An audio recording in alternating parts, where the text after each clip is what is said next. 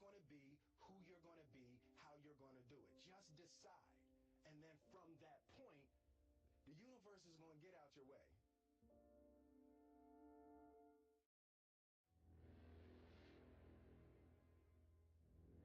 I'm an up-and-coming fighter, and without a doubt, you will see me on the UFC in the near future. Without a doubt. I'm a professional MMA fighter with a record of 4-1. Just believe in yourself. Believe that you're better than everyone else. Just believe in yourself and be cocky and be confident and just be humble. Train hard. Again, keep believing, keep training, keep trying to learn every day. To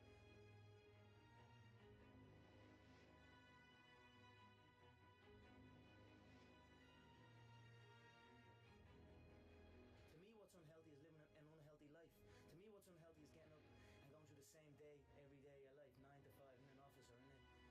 That's unhealthy. That beats your mind. I don't work. I love what I do, and that's why I'm doing what I love. My dream is to be #1, pretty much. My goal is #1 in MMA. I want that featherweight belt and I want that lightweight belt. That's my goal. It will happen, and I'll let you know when it happens.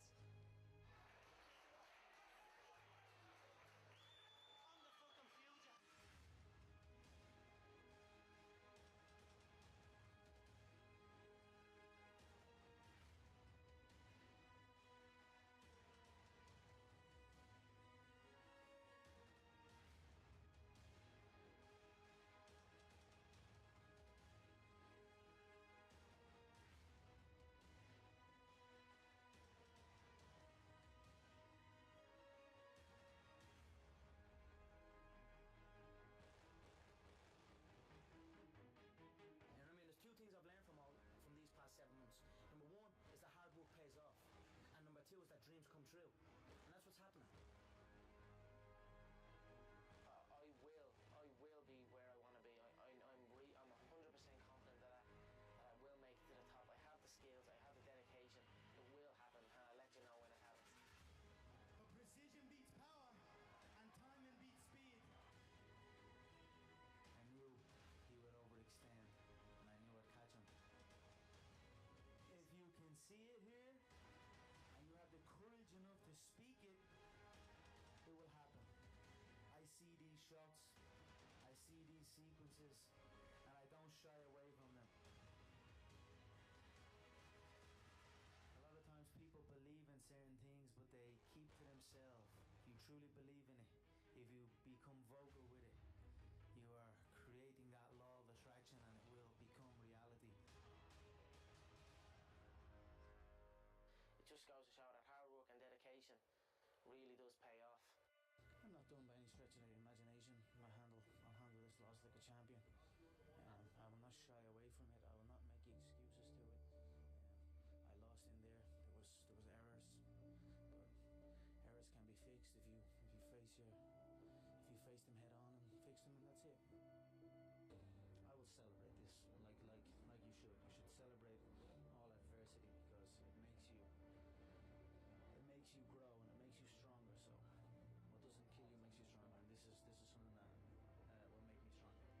We can either run from adversity, or we can face our adversity head on and conquer it, and that's what I plan to do. I'll face it, I'll take it on the chin, and I'll carry on. I'll learn. I truly believe we are all equal as human beings.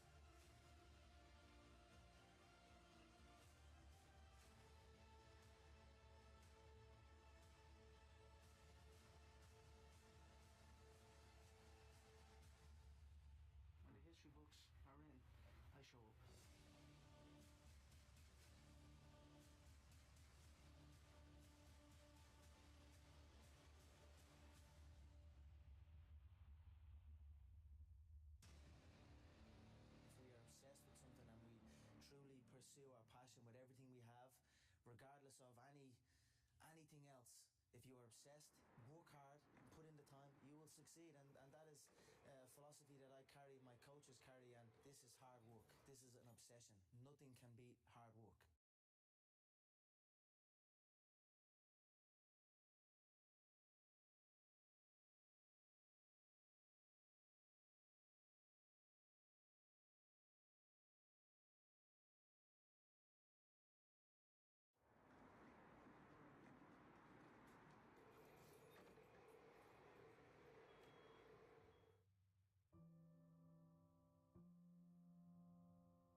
I've been on the end of many defeats in my life, and I've rose back. So I will not shy away from it. I will not make excuses for it. I will assess it and come back.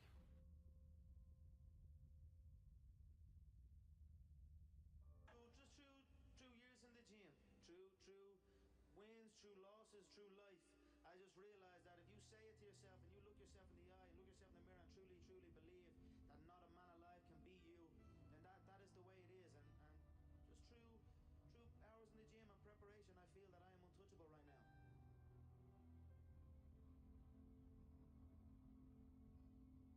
Don't believe your own hype, you know what I mean? Go out, keep calm, and the performance will come, you know what I mean? If we are obsessed with something and we truly pursue our passion with everything we have, regardless of anything else, if you are obsessed, work hard, put in the time, you will succeed. And this is hard work. This is an obsession. Nothing can beat hard work.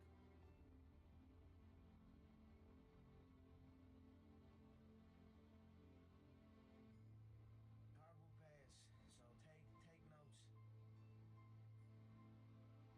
Nobody works harder than me inside the octagon, outside the octagon. I am a workhorse. August 20th, I get my revenge, and I look forward to it. Constant repetition carries conviction.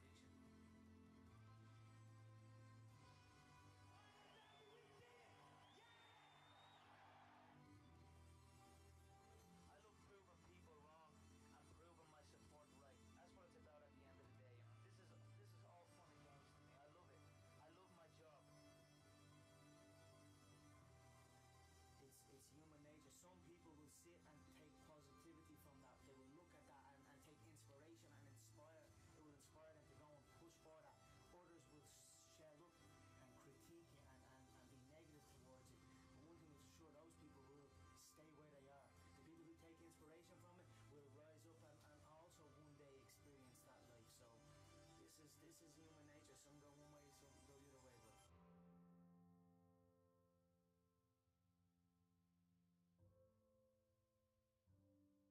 Make no mistake, I'm setting up to be the greatest of all time. I am working towards it, and I will go down as the greatest of all time.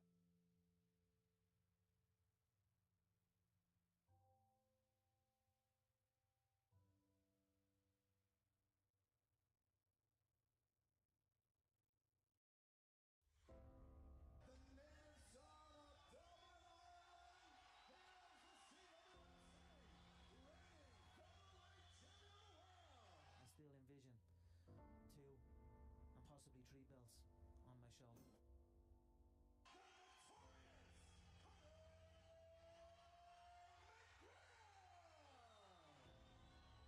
Living my dream. I'm living my dream. I set out to do something, and I'm doing it.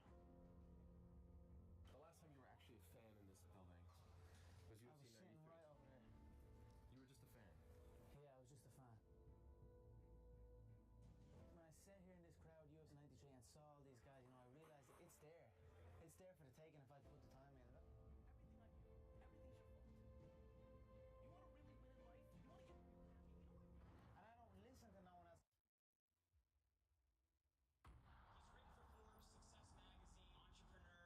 #1 sales about how entrepreneurship has become everything on you. Everything's your fault. You want to really win in life? You want to get real happy? You know why I'm really happy? Because I think everything's my fault. You know, I've been thinking a lot lately about this whole journey, about how entrepreneurship has become something of a status and has been put on a pedestal. I've also been thinking about how scary it is when something becomes cool or interesting and what that creates. And I've been pondering that quite a bit, which is the differences between being an entrepreneur and being a successful entrepreneur.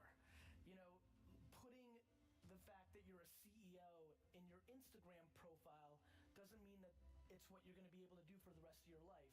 And what I'm really concerned about is that we have lived both in Canada and the US with basically an 8 to 9 year macro, almost a decade of good economic growth. We just have. You know, obviously there was a crash in the US in 2008 or 9, but if you look at the data, we're probably on the tail end of economic growth. You know, obviously nobody knows, otherwise they would make trillions of dollars. But one of the things that I did want to talk to you guys about today is practicality. I think practicality is stunningly not talked about enough. So for example, if you're running a business right now and it's predicated on raising money, or you've raised money and you lose money each month, it's probably a really good idea to change course pretty quickly. Because the biggest issue for me right now is that we have a lot of people who want to build brands, who want to become influencers, who want to start companies, but they're not putting in the pieces that actually allow them to weather the storm. You know, the thing that I'm most proud of is the 2 biggest businesses I've ever built. I basically started them during very difficult times. When I first got involved in my dad's liquor store business, it was the late 90s, and just about a year and a half into my journey, I guess 2 years into my journey, the stock market crashed and all the internet companies folded, and all the people that were making money that I was targeting to sell wine stopped having money to buy wine. And then right behind that, because most of my business was New York and New Jersey based, even though we were building an internet company, it was only about a year later that 9/11 happened, and not only, you know, changed the, I mean, for anybody that lived in the New York, New Jersey area, it was much more compounded for us because we lost loved ones, and I remember I lost 100 employees from one organization in one day. I had to go in hand by hand and take their emails out because everybody passed away from Cantor Fitzgerald that worked in that office. So I persevered through that because I was practical, because I didn't have a lot of overhead, and because I wasn't romantic. I wasn't dreaming. I knew that I had to buy and sell wine and liquor and beer, and I had to make sure that my expenses weren't greater than the money I was bringing in. VaynerMedia started in the ashes of the economic meltdown of the US. When I started VaynerMedia, people didn't want to pay $5,000, let alone the $50,000 or $100,000 they pay us a month now for our services. And when I started VaynerMedia, you know, it's funny, I watch everybody watch my journey now, and you know, there's that cliche thing of like overnight success, right? I'm gonna have this TV show come out this June, and it's gonna change my profile, right? I'm gonna sit on a stage with will.i.am and Gwyneth Paltrow and Jessica Alba for this Apple show that I'm about to do, and everybody's gonna say, where'd he come from? That happened overnight. You know, and it's even really happened in social. I'm sure for a lot of you, you've only really even have known about me for the last 6 months or so, even though I've been putting out content online for 10 years every single day.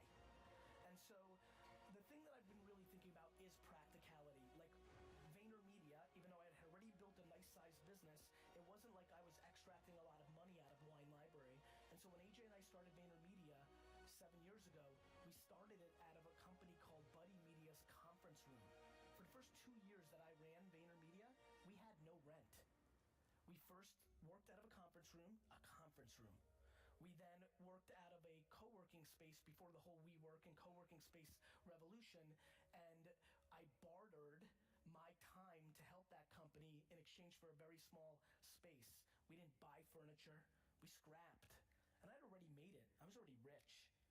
And we scrapped. And so the biggest thing that I want to implore everybody here today to do is to take a step back and think about how fancy are they? Are you willing to be really, really, really ghetto? Do you really need that chair? Do you really need that piece of technology? Do you really need to fly that class? Like, I just think that we're living through an incredibly fancy culture of entrepreneurship. Entrepreneurship and CEO status is quite sexy. People are selling a lifestyle that is filled with lots of fun and trips and champagne and bikinis and bling bling and all sorts of horse shit, right? And I just think that era of this era is going to come to an end somewhere within the next 5 years. And very honestly, I just don't want a lot of people in this room that dream to build their own businesses to have to go work at a bank or go work at a retail store And so I would highly recommend something that I think is stunningly not talked about enough, which is if you're building a business, you have to be making money.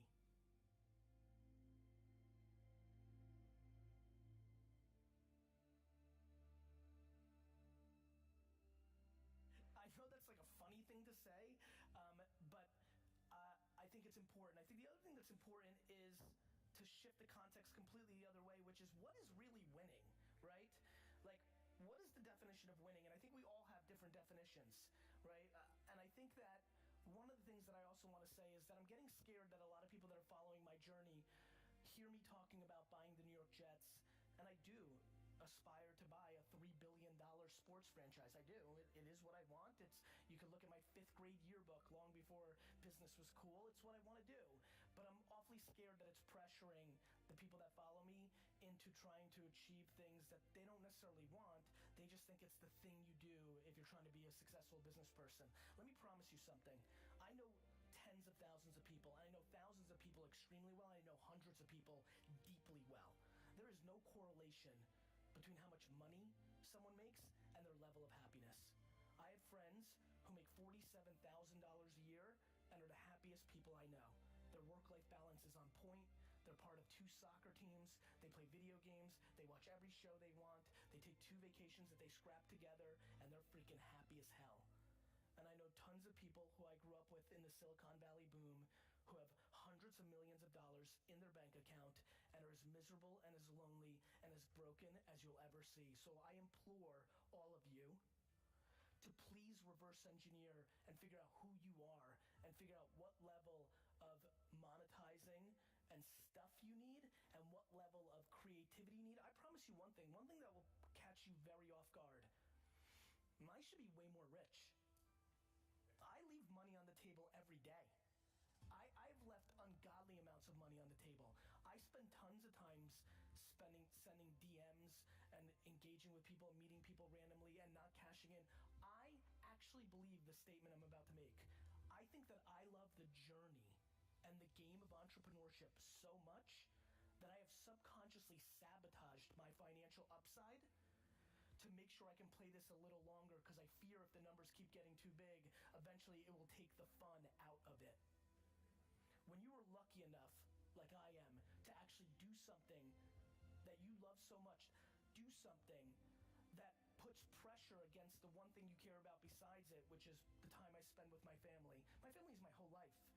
And being this and doing this is the only thing that cuts into that. I couldn't breathe if I wasn't an entrepreneur. I didn't breathe when I wasn't an entrepreneur. That's the reason I got D's and F's in school, because I just couldn't be me. And I'm not capable of that.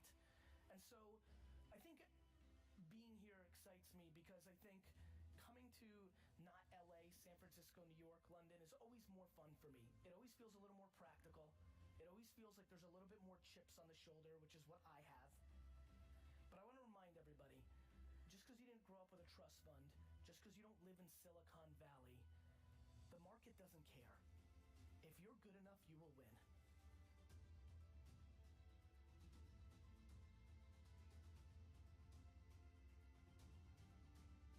And if you sit around and ponder, well, if I didn't live here, or if my mom wasn't an alcoholic, or if I just learned about this earlier, or if I'd been following this person earlier, or if I wasn't born a woman, or if I wasn't born a minority, if you sit and do that, you are losing.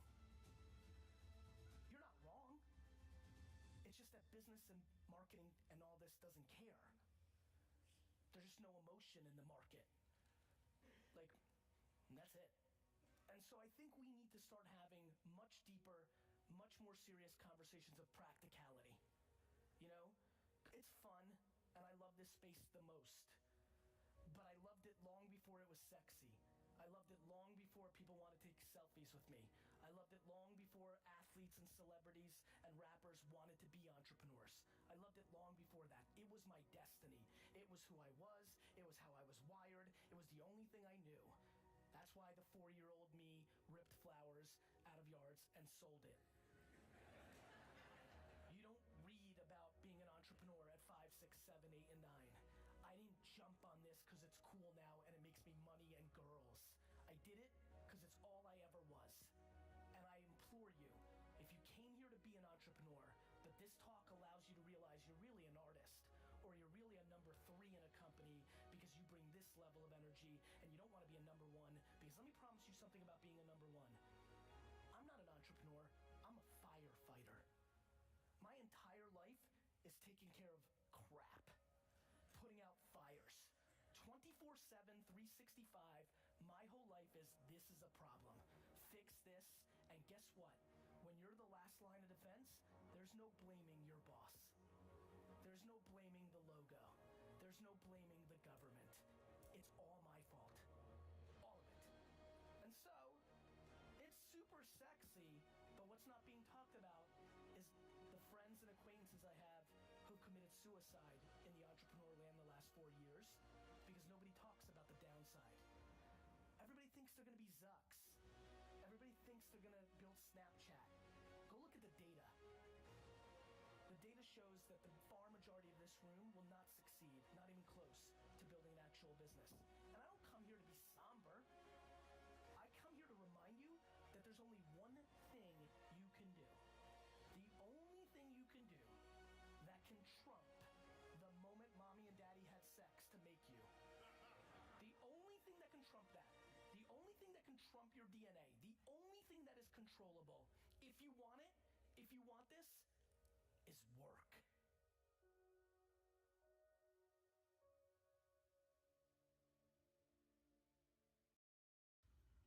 Guess what I got right here written on this notepad that I'm not showing you? I don't want to turn this around because I don't want anyone to get a sneak peek. I'm almost done with my new book. All right? Here's the deal. The reason I can't show you this is because what I'm writing about, my inner circle, how learning from kind of a secret inner circle of people took me from having under $100 in my bank account to making over $10 million a year. More than that now, but that was the trajectory I went on. And guess what? This stuff, let me put it this way, I'm not going to put this book in any bookstore. I'm not going to put it on Amazon. I'm going to do a limited run of this book, a limited print of this book, and only give it to a handful of people who pre-order it. Why? Well, let me tell you this. First of all, there's an inner circle in this world that most people don't know about. For example, I don't know where you grew up, but there were things that rich people were teaching their kids when you and I were growing up that you and I never got taught in any school system. There's no coincidence. You know, Warren Buffett, second richest man in the world, his son's super rich. Everything on you. Everything's your fault. You want to really win in life? You want to get real happy? You know why I'm really happy? Because I think everything's my fault. You know, I've been thinking a lot lately about this whole journey, about how entrepreneurship has become something of a status and has been put on a pedestal. I've also been thinking terrible word because it talks about the reason why influencer is a terrible word is because it talks about the effect, not the cause. You know, I'm 35 now, but I'm also like a guy who's a married guy with 2 kids who like lives in a house in New York City who like doesn't party or drink alcohol or do drugs or really do anything that you would describe as fun, except for maybe every once in a while in the afternoon play like 25 minutes of Call of Duty, only if Sam's next door and he'll come play with me, and like there's no phone calls before or after and it's not a big deal. But like I have found in the last year that I am now an adult. And when I think about how I got to this place right now, it has enabled me or forced me to sort of look back at my life and say, how did I possibly get here? And there's a lot I learned from that.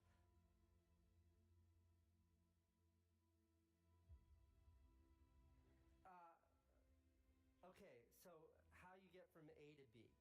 I made that movie at like a kind of a strange place in my career where I had spent a decade working with my big brother Van, and we were fine artists because we didn't know what else to call ourselves, and we went from museums and art galleries to maybe making some TV commercials that were really, really horrible, but they hired us for whatever reason and their checks always cleared. And then did some more experimental work, and my brother and I, we ran the gambit of what you could do pre-YouTube when you had 2 guys, 2 video cameras, and a couple computers that could edit on them. And we took that all the way to HBO. We took that all the way to that guy that I told you, Tom Scott, saying, I love what you do. What could we do together? And I said to him, just give us enough money to survive for a year, and we'll make all this work, and then we'll figure out what to do with it. And that's what we did. And then at the end of that year, we formed and pattied it together into something that looked like a TV show that HBO bought for $2 million. And it was this huge, like, we had made it. And that was in 2008 when HBO bought the show. And then all this, like, bad stuff happened, and the head of programming for HBO left the job, and she bought our show. They still wanted the show, and then it took 2 years before they put it on air.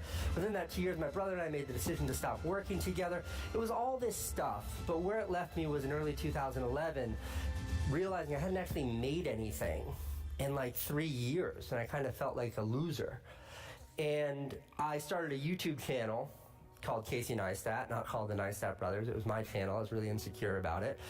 And I started putting videos up on that YouTube channel, and I remember summer 2011 was the same time that my HBO show, like, was on. It was like, I literally was a guy who had a show on HBO that I wrote, directed, and starred in that was on every week, and I had a YouTube channel with like 30 subscribers.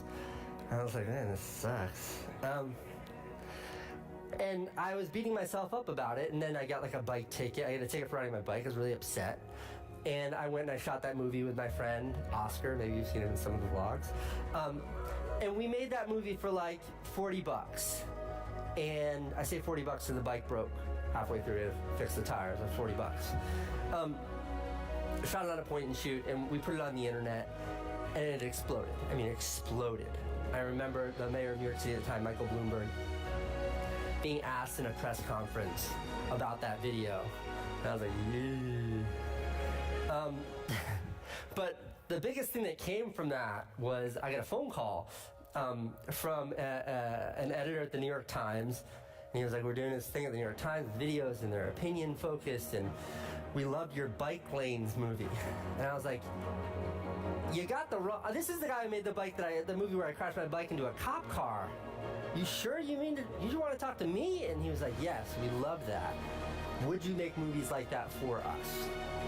And the reason why I say inflection point is because I wasn't sure what to do. My brother and I had found what I thought was the absolute apex of success in the HBO show. 3 years went by, sort of sitting on my hands. Started putting these little movies up on YouTube. And then all of a sudden, what I always knew as, and I still believe is the most prestigious news outlet in the world, that is the New York Times, wanted me to make videos for them, and they were going to pay me for that. And it was a huge deal. So the reason why I put so much emphasis on this story as the prime example of my career, how do you get from here to how do you get from there, is I remember being on the phone with Lindsay, who was like the junior editor at the Times, who would help me. And her and I got to be friends, and we were chit-chatting, and I was like, how do you get a job at the New York Times? And she was like, I went to Harvard, and I majored in journalism. And she's like, and I've committed my life to this, and that's how I got this job as a junior editor at the New York Times. And she was like, how did you get this job at the New York Times? I was like, I crashed my bike into a cop car. So that's why that movie is such a literal representation of getting from somewhere where you are to somewhere you want to be, and having no idea what the right trajectory is. Because if you ask me how you get a gig at the New York Times, I would probably respond to you by saying, go to Harvard. But I didn't have that opportunity. So by hustling, by doing the only thing I knew how to do, doors opened for me that I couldn't have otherwise imagined.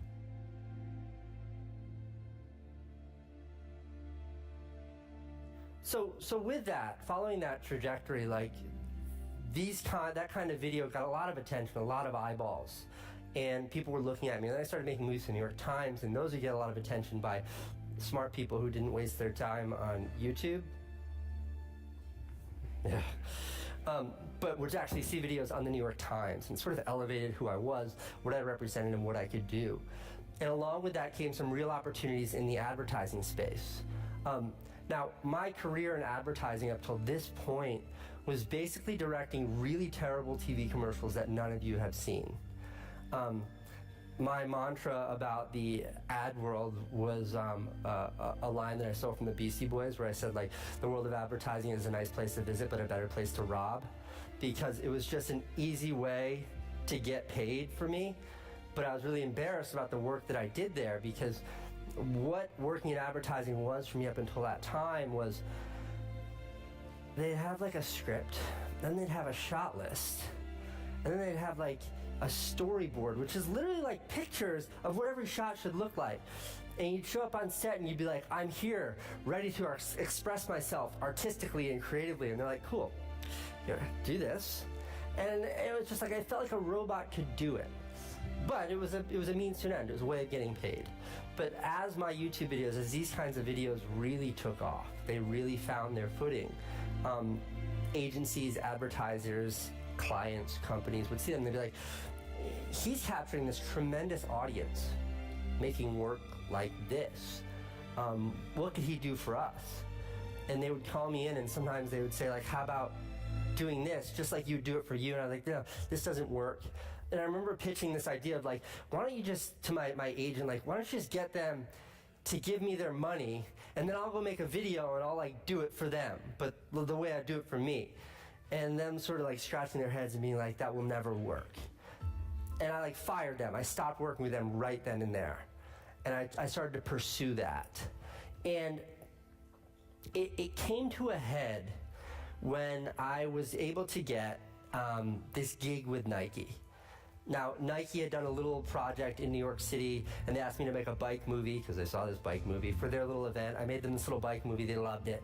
There was, like, no budget. It was, like, a cool event for, like, 50, like, bearded New York City skateboarding hipsters, but it went over really well. And they were like, we want to do a bigger campaign with you. And I was like, great. But there was no agency. There was no one involved. They're like, so what would you do, and how much money would you need?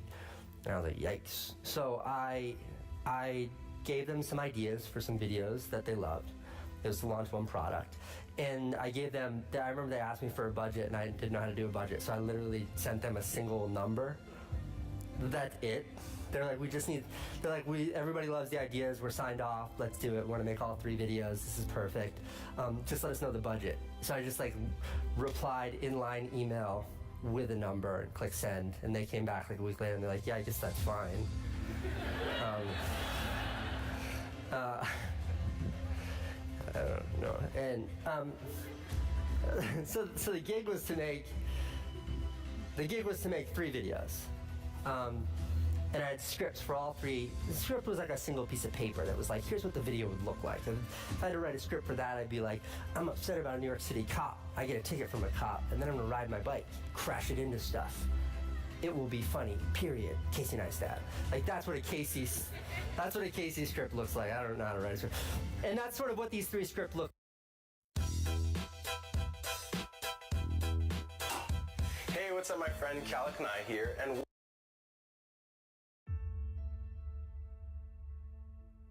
the reason why influencer is a terrible word is because it talks about the effect, not the cause. You know, I'm 35 now, but I'm also like a guy who's a married guy with 2 kids who like lives in a house in New York City, who like doesn't party or drink alcohol or do drugs or really do anything that you would describe as fun, except for maybe every once in a while in the afternoon play like 25 minutes of Call of Duty, only if Sam's next door and he'll... People let their emotions get the best of them. The only secret that exists is getting out of your own way.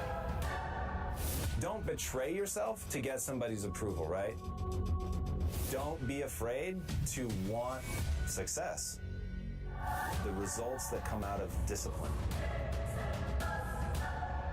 I said, oh, okay, let me try something. And I decided to do push-ups. Didn't quite work out the way I wanted it to, but I was doing push-ups before I went to sleep and when I woke up. And why didn't it work out? Because I didn't quite do it every day before I went to sleep and when I woke up, and then not doing it one day, turned up not doing it the next day, and then procrastinating, and then it's been about a week since I did one, and so things of that nature.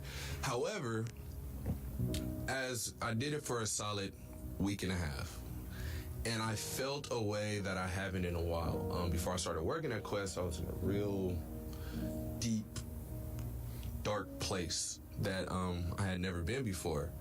I'm not gonna get into the details of it, but it was a dark place I've never been before. Hard.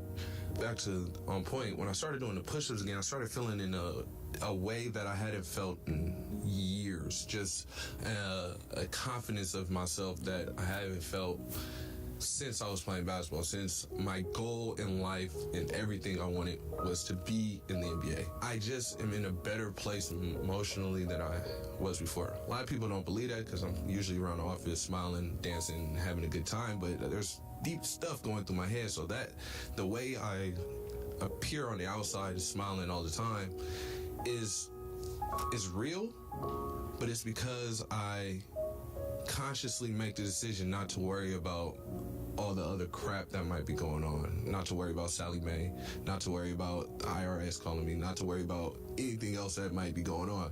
And so just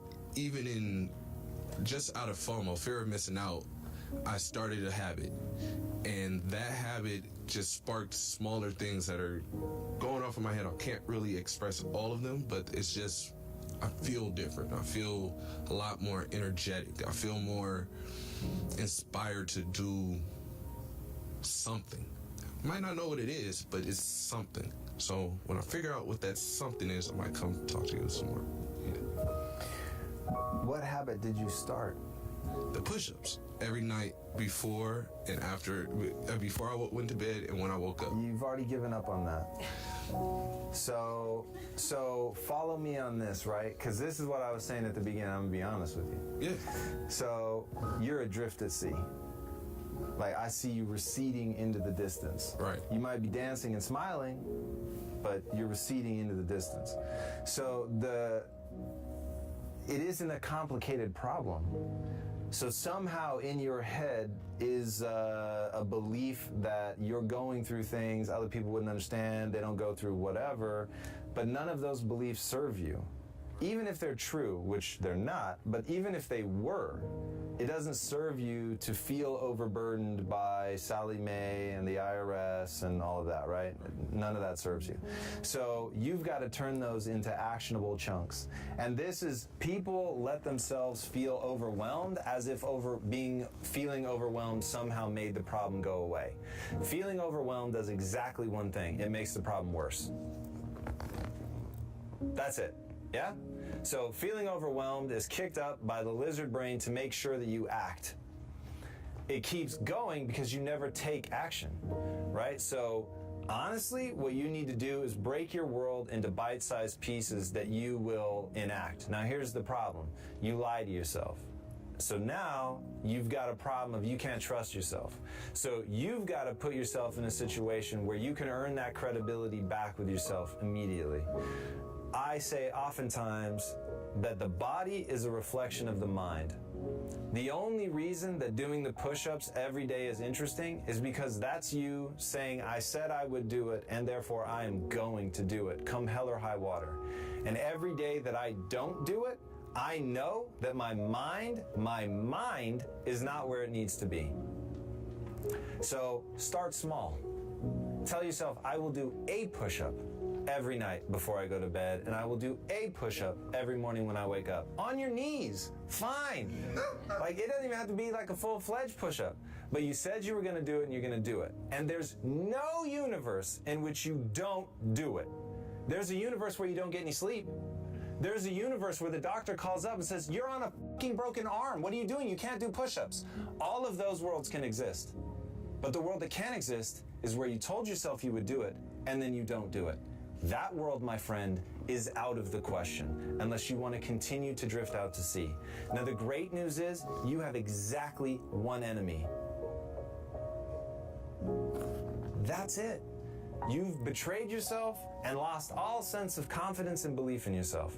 Nobody else. This is not Sallie Mae. This is not the IRS. This is about Clarence telling Clarence he's going to do stuff, and then Clarence doesn't do stuff. Right. So back it up, because we've got to change behaviors. You need to win. So you need to pick a behavior that you know you will stick with. And then cool, when you feel like 2 push-ups, do 2. When you feel like 5 with your knees up, do 5 with the knees up. But don't say you're going to do 5 when you know you're going to do 4 on your knees. Just say, I'm going to do 4 on my knees and do 4 on your knees. And then you know, when I say it, I do it. And then you will start to get excited to see, I want to push it now. I'm actually interested because you've got the cachet behind you of these wins. But when it's a failure, you teach yourself failure's okay. This advice goes to you. You guys, failure's okay. For you, failure's not okay, right? That's precisely what you have to root out of your life. But it comes to making promises that you're actually prepared to keep, and then knowing, okay, cool, I keep my promises. Once you have that, you'll feel better, it will set you on the right path, and you can start making bigger and bigger.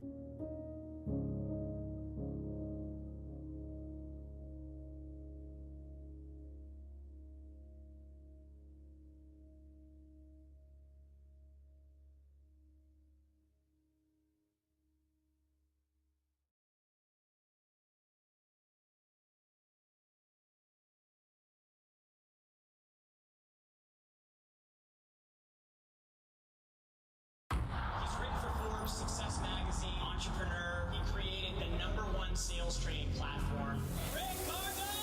So excited. I've been following Griff for years. You watching this, you in the wrong place. You're supposed to be on this side. 6 a.m. and it's the 10X Group Con, baby. What's up? Learning how to take my level to the 10X level, man. Rock and roll. Like my brother right here. Rock and roll. Grant Cardone, it elevates my game. I think it elevates my frickin' soul. This is the #1 entrepreneurship conference on planet Earth. If you're not here in 2018, you're crazy.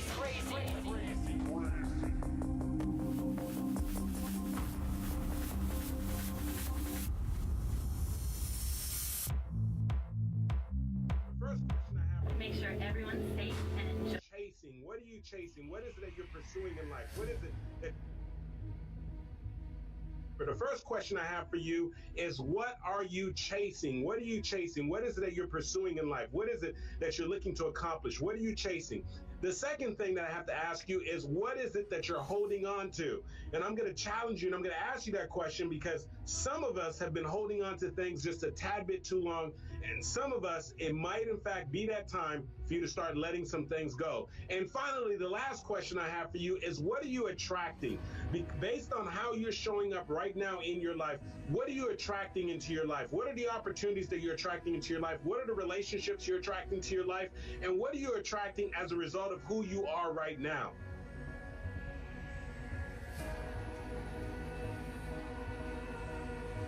And so let's go back to the very first question. If you're a note taker, go ahead and write this down. And so the first thing I'm asking you is, what are you chasing? And so if we think about it, most of us are really chasing different things. You know, some of us, if I ask you right now, what are you chasing? You say, Andy, I'm chasing that money, man. I'm trying to make some money. I'm trying to increase my income. I'm trying to get a promotion. I'm trying to take my business to the next level. You happen to be chasing money right now. Some of you, if I were to ask you, well, what are you chasing? And you say, well, Andy, you listen, I am chasing love. I'm out here. I've got online profiles. I'm around here, out here dating, and I'm sick and tired of being alone, and I am chasing love. I'm looking for companionship. I'm looking for someone I can call my own. I'm looking for a husband. I'm looking for a wife. You know, maybe you need to talk to my wife, Coach Cash. She is a love coach. Maybe you're chasing love right now.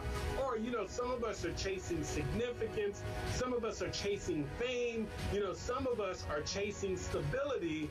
But, you know, most of us have something that we're chasing. Some of us are even chasing our goals and our dreams. And so I want you to think about right now, what is it that you're chasing in your life? What is it that you're pursuing? And so here's what I've come to realize, that many of us go through life chasing things that we don't really truly want. In other words, we think that's what we want. And many people had to learn this lesson, right? People who thought that they wanted to be famous became famous and realized that in many ways it absolutely destroyed their lives. Or people who are chasing money, thinking that money was going to bring them happiness. And even though money does create a lot of opportunities for you, and money can make life a whole lot easier, but I've come to realize that, you know what, when you begin to make a little more money and so forth, it doesn't necessarily mean that you're going to be happy. You have to make a choice to be happy. You have some people that have minimal resources that are extremely happy, and there are people who are loaded, filthy rich. And guess what? They've got all the money in the world and they're still miserable. And so what I found is that many of us will oftentimes chase something and believe that the thing that we're chasing is going to bring us happiness and fulfillment, only to realize that it's not quite what we thought it would be. And I can speak from experience because I remember when I first left corporate America, as a matter of fact, before I even left corporate America, when I was first leaving college and I had got my undergraduate degree in accounting, my master's degree in corporate accounting, and I remember one of the reasons why I decided to major in accounting was because I had a conversation with one of my accounting teachers who said, "Hey, Andy, I don't know what it is that you're majoring on.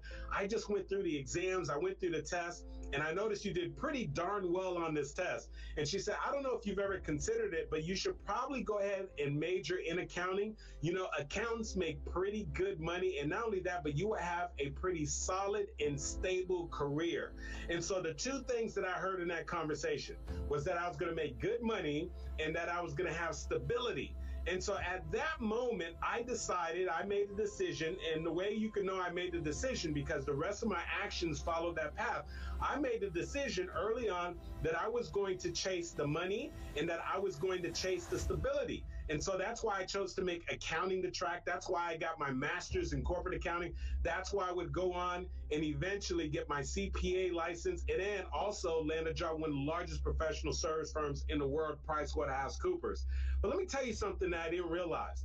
I didn't realize that in the process of chasing money and in the process of chasing stability, that what I was doing was that I was leaving behind and I was making a trade-off with what my purpose was. I was making a trade-off with what my calling is.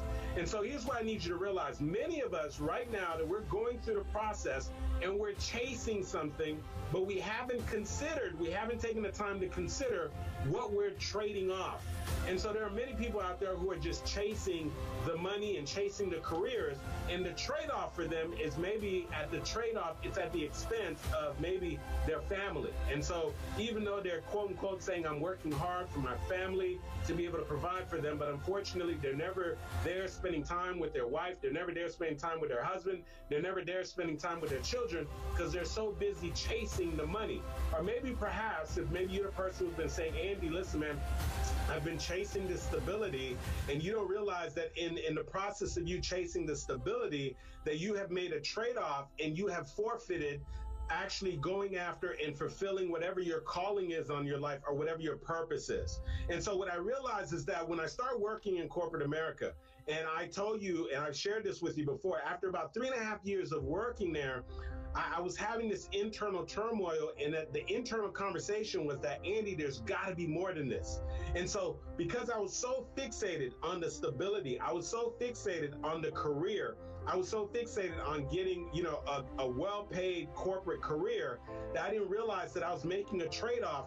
And the trade-off was that I never took the time to really consider for a moment what was going to be my purpose, or what is my purpose, or that I was going to step into my purpose. And so I want you to think about right now, as you look at your life, I want you to think about what is it that you're currently chasing right now. And whatever it is that you're chasing, I want you to think about for a moment, is it possible that right now you're making a trade-off? And not only that, but is the thing that you're chasing truly what you want? And I won't forget this. I had a good friend of mine from college. We both were accounting majors. We both went through the master's program together. We both sat for the CPA exam. And I remember the very first time I went to his house to study, it was the craziest thing. I went into one of his back rooms and he said, "Andy, let me show you my collection."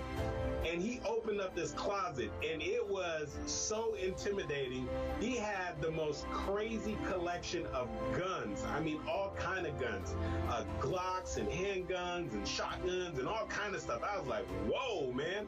I was like, what's your fascination with guns? And he said, man, for forever, I just would watch all these television shows, man. And I've always wanted to actually become an FBI agent, man. And he says, I love the movies and how they glamorize the FBI agents. And he said, man, believe it or not, he said, I'm getting a degree in accounting because of the fact that I want to become an FBI agent. I said, really?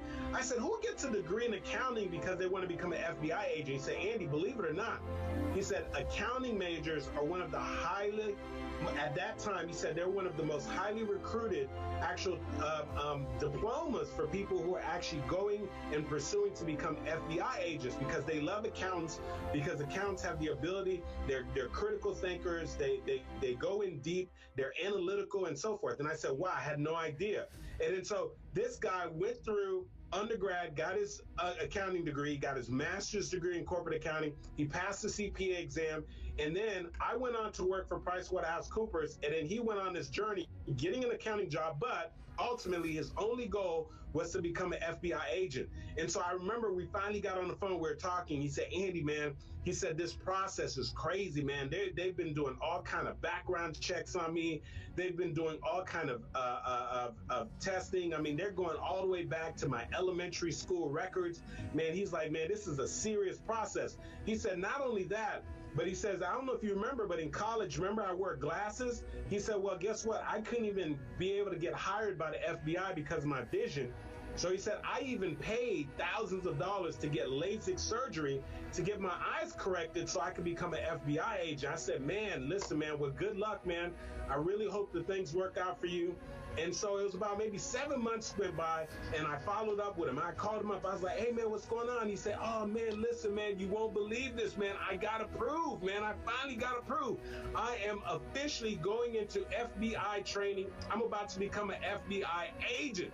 I was like, dude, that's insane, man. I remember when we were in college. I remember how bad you wanted this thing. I know that this is a son that you've been chasing for a very, very long time, man. I'm so happy for you, man. Congratulations. And then lo and behold, it's 1 year later, and I finally catch up with my buddy. I'm like, hey, man, how you doing, man? Tell me the life of being an FBI agent, man. What's it been like? And he said, Andy. I said, what? He said, so you're not going to believe this. I said, what? He said, listen, man, I went through the training, and I became an FBI agent, man.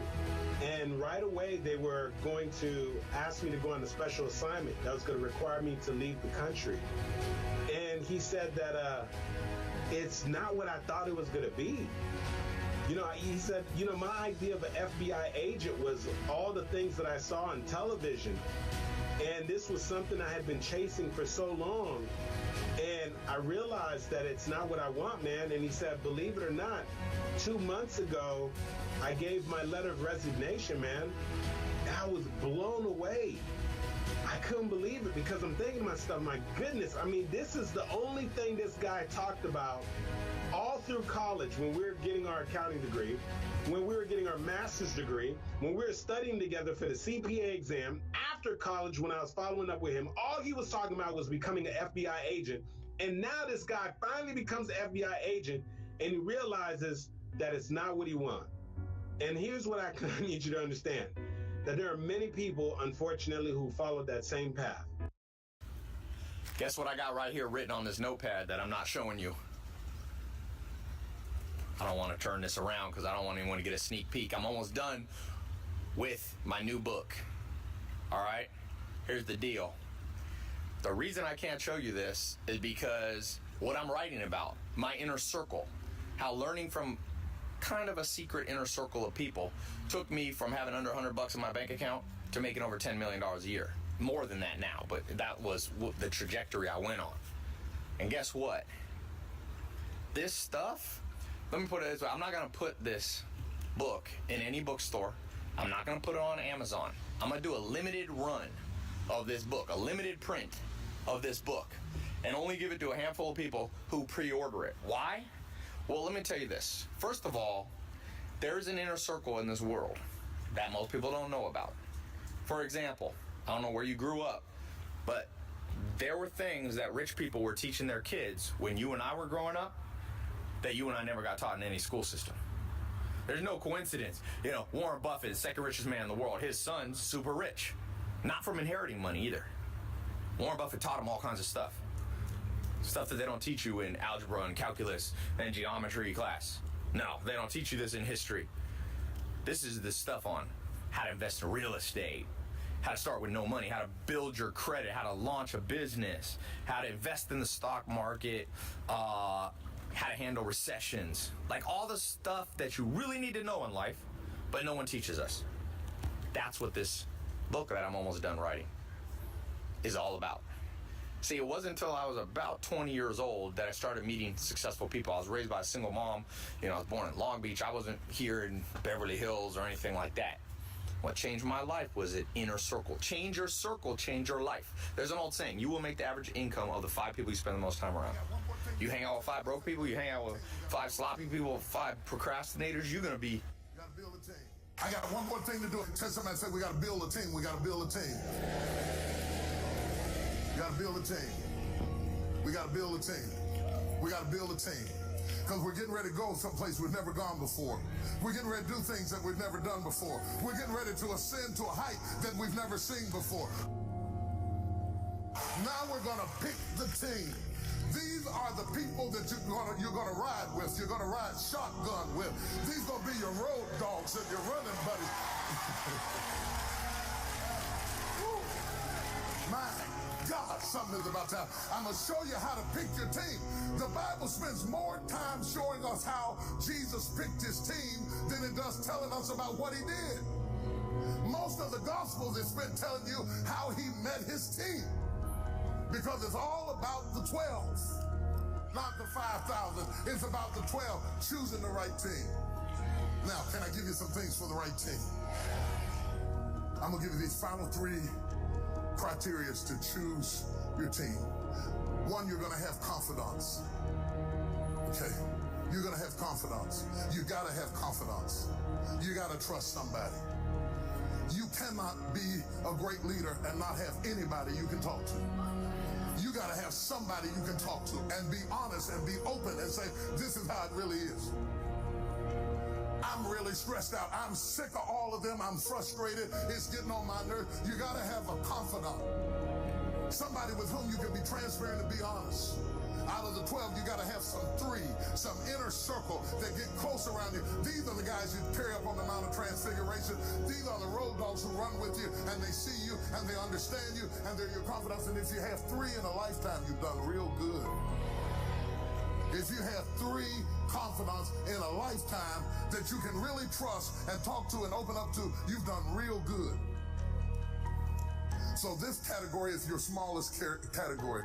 They're your confidants. They are people who are with you. They are with you. If you go up, they're with you. If you go down, they're with you. If you get stuck, they're with you. If everybody starts dogging on you and hating you, they're still with you.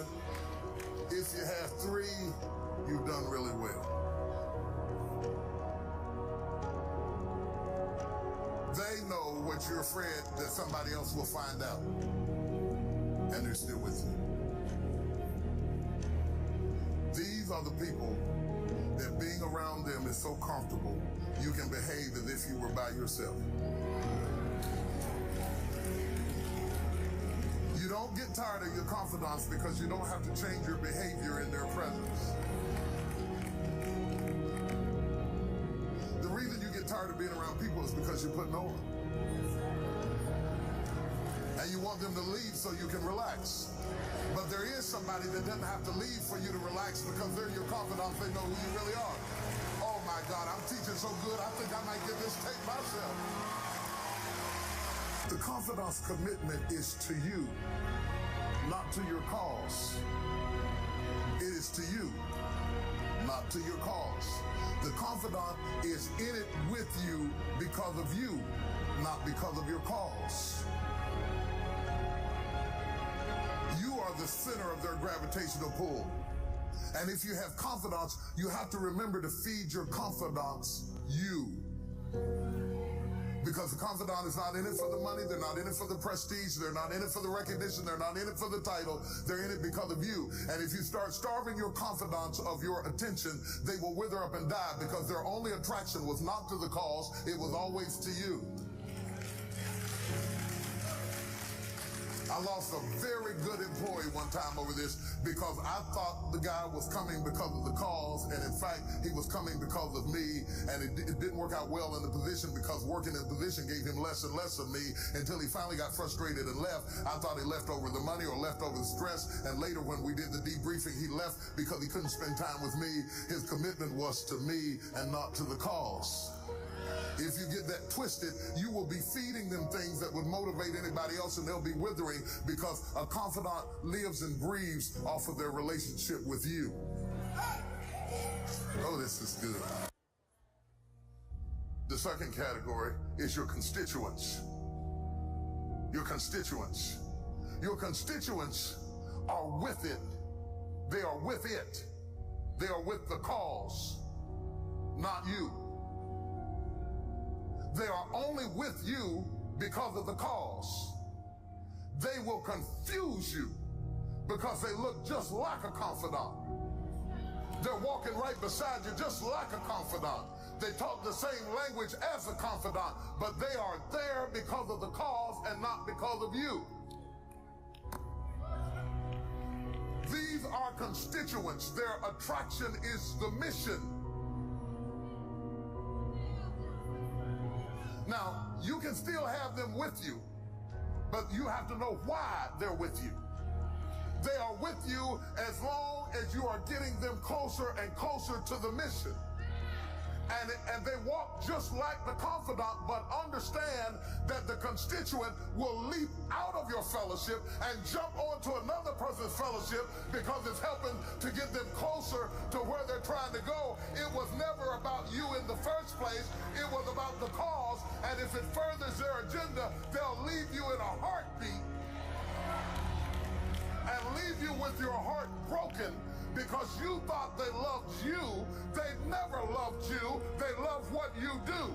And when they met somebody who could take them there quicker, they left you because it was never about you. It was about it.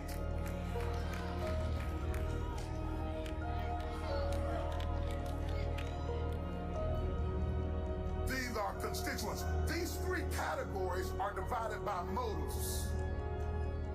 The difference between the constituent and the confidant is motives. They do the same thing, but they do it for different reasons. And the reason people get it confused is because they're both doing the same thing. They're both working. They're both standing right beside you. They're both in it to win it. They're both trying to encourage you. They're both fighting a good fight. One of them will be with you even if the cause goes down. One of them will be with you even if somebody comes and offers them a quick road to get there without you. But the other one, if they see a quicker route, or if they think it might be a quicker route, they will leave you in a heartbeat.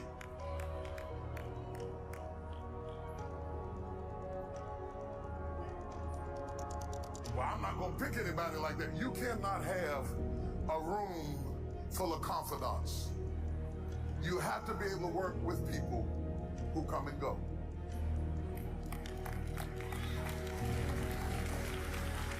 Am I helping anybody?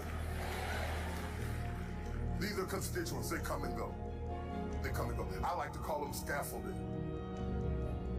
Scaffolding goes right up against the building. It snuggles up against the building. It's so tight up against the building, you can't get in between the scaffolding and the building.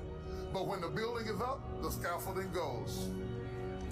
Some people come in your life to get you to your next destination. They didn't come to stay, they came to leave. You have to love them when they come and love them when they go. And say, the Lord giveth and the Lord taketh away. Blessed be the name of the Lord. Don't get bitter over constituents. If you get bitter over constituents, it's because your mentality is still back up there on that back row. And you don't understand that you have to be a 360 thinker in order to handle it. I don't know whether I ought to give y'all, this is my good stuff. Can I give you a little bit more of this? So you've got these constituents. And they come, and this is driving pastors today crazy. Because people today join churches for different reasons than ever before. Sometimes it's not their commitment to the pastor at all. It's not their commitment to him or his charisma or anything about that. Sometimes they'll join the church because the church feeds homeless people. And they have a passion for that. And they come and join their church because your church, because it doesn't have anything to do with your preaching. In fact, while you're preaching, they're handing soup out. And then when they leave, the pastor is angry. You can't get angry about that, man. You can't get angry. Thank God you served some soup. God bless you. Because in order for you to stay pure as a leader, if you don't get this now, you're going to become bitter and cynical and start fighting and lose the thing that got you there in the first place. As a leader, you have to be able to rejoice when people come, rejoice when they go. You got to be even keeled because you got to know you're going to have all those different types of people. You got to know that everybody that comes doesn't stay. You cannot have a love affair with a temp.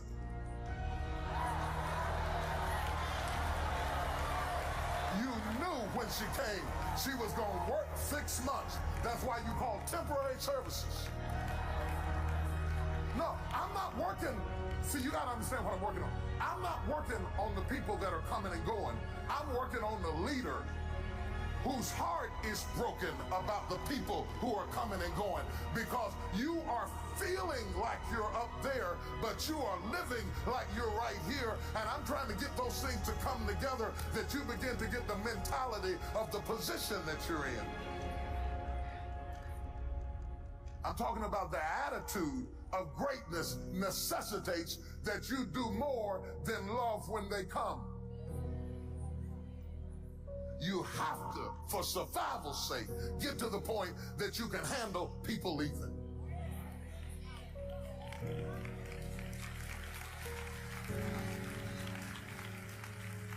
Touch your neighbor and say, can you handle the truth?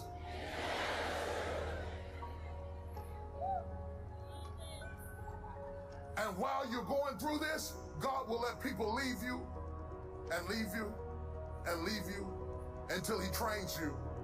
And after a while, they can leave you and you still be cool. How you doing? Because you understand it wasn't about you. And when you have people in your life who are there for you, then you don't desperately need everybody in your whole world to be there for you. I'm trying to get you not to have a personal attitude in a professional situation. Because most people are living out their personal need in public places. Number 3, we're going to do comrades. Comrades. Comrades. I'm your comrade. I'm in the fight with you. We will not stop. We will not deter. We will not desist until we have destroyed. I am here to help you fight. I am not for you. I am not for your cause. I am not for you. I am not what you are. I am not for what you are for. I am for what you are against. I join up with you to help you fight what you are against.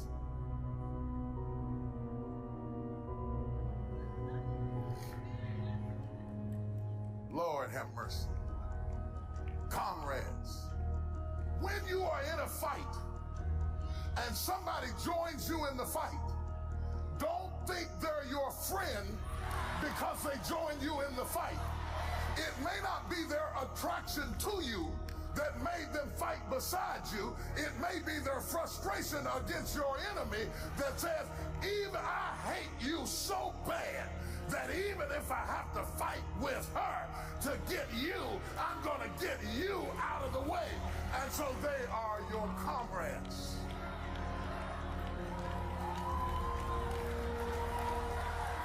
The Pharisees and the Sadducees didn't even like each other. But when Jesus came along, they both got, oh, I can speak it in any language.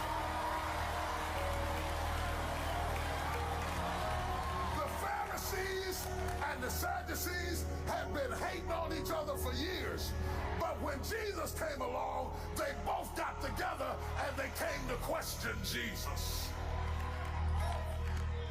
Those are comrades. Now watch this. Ooh.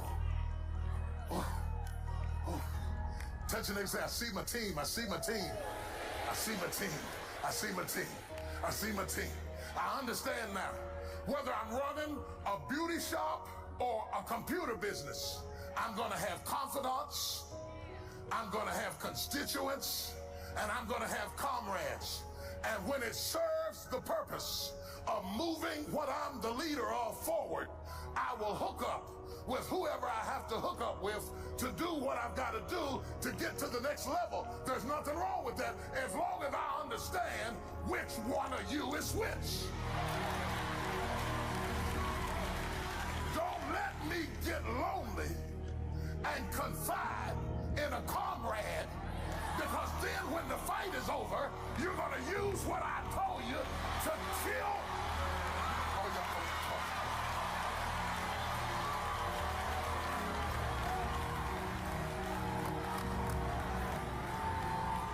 I'm helping somebody, I don't know who it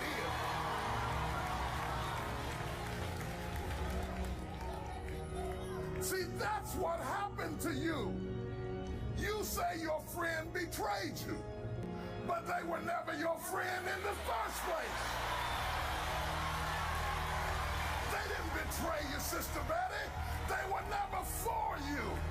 They were just along for the ride to help you fight who you were fighting against. And then they will use what you confided in them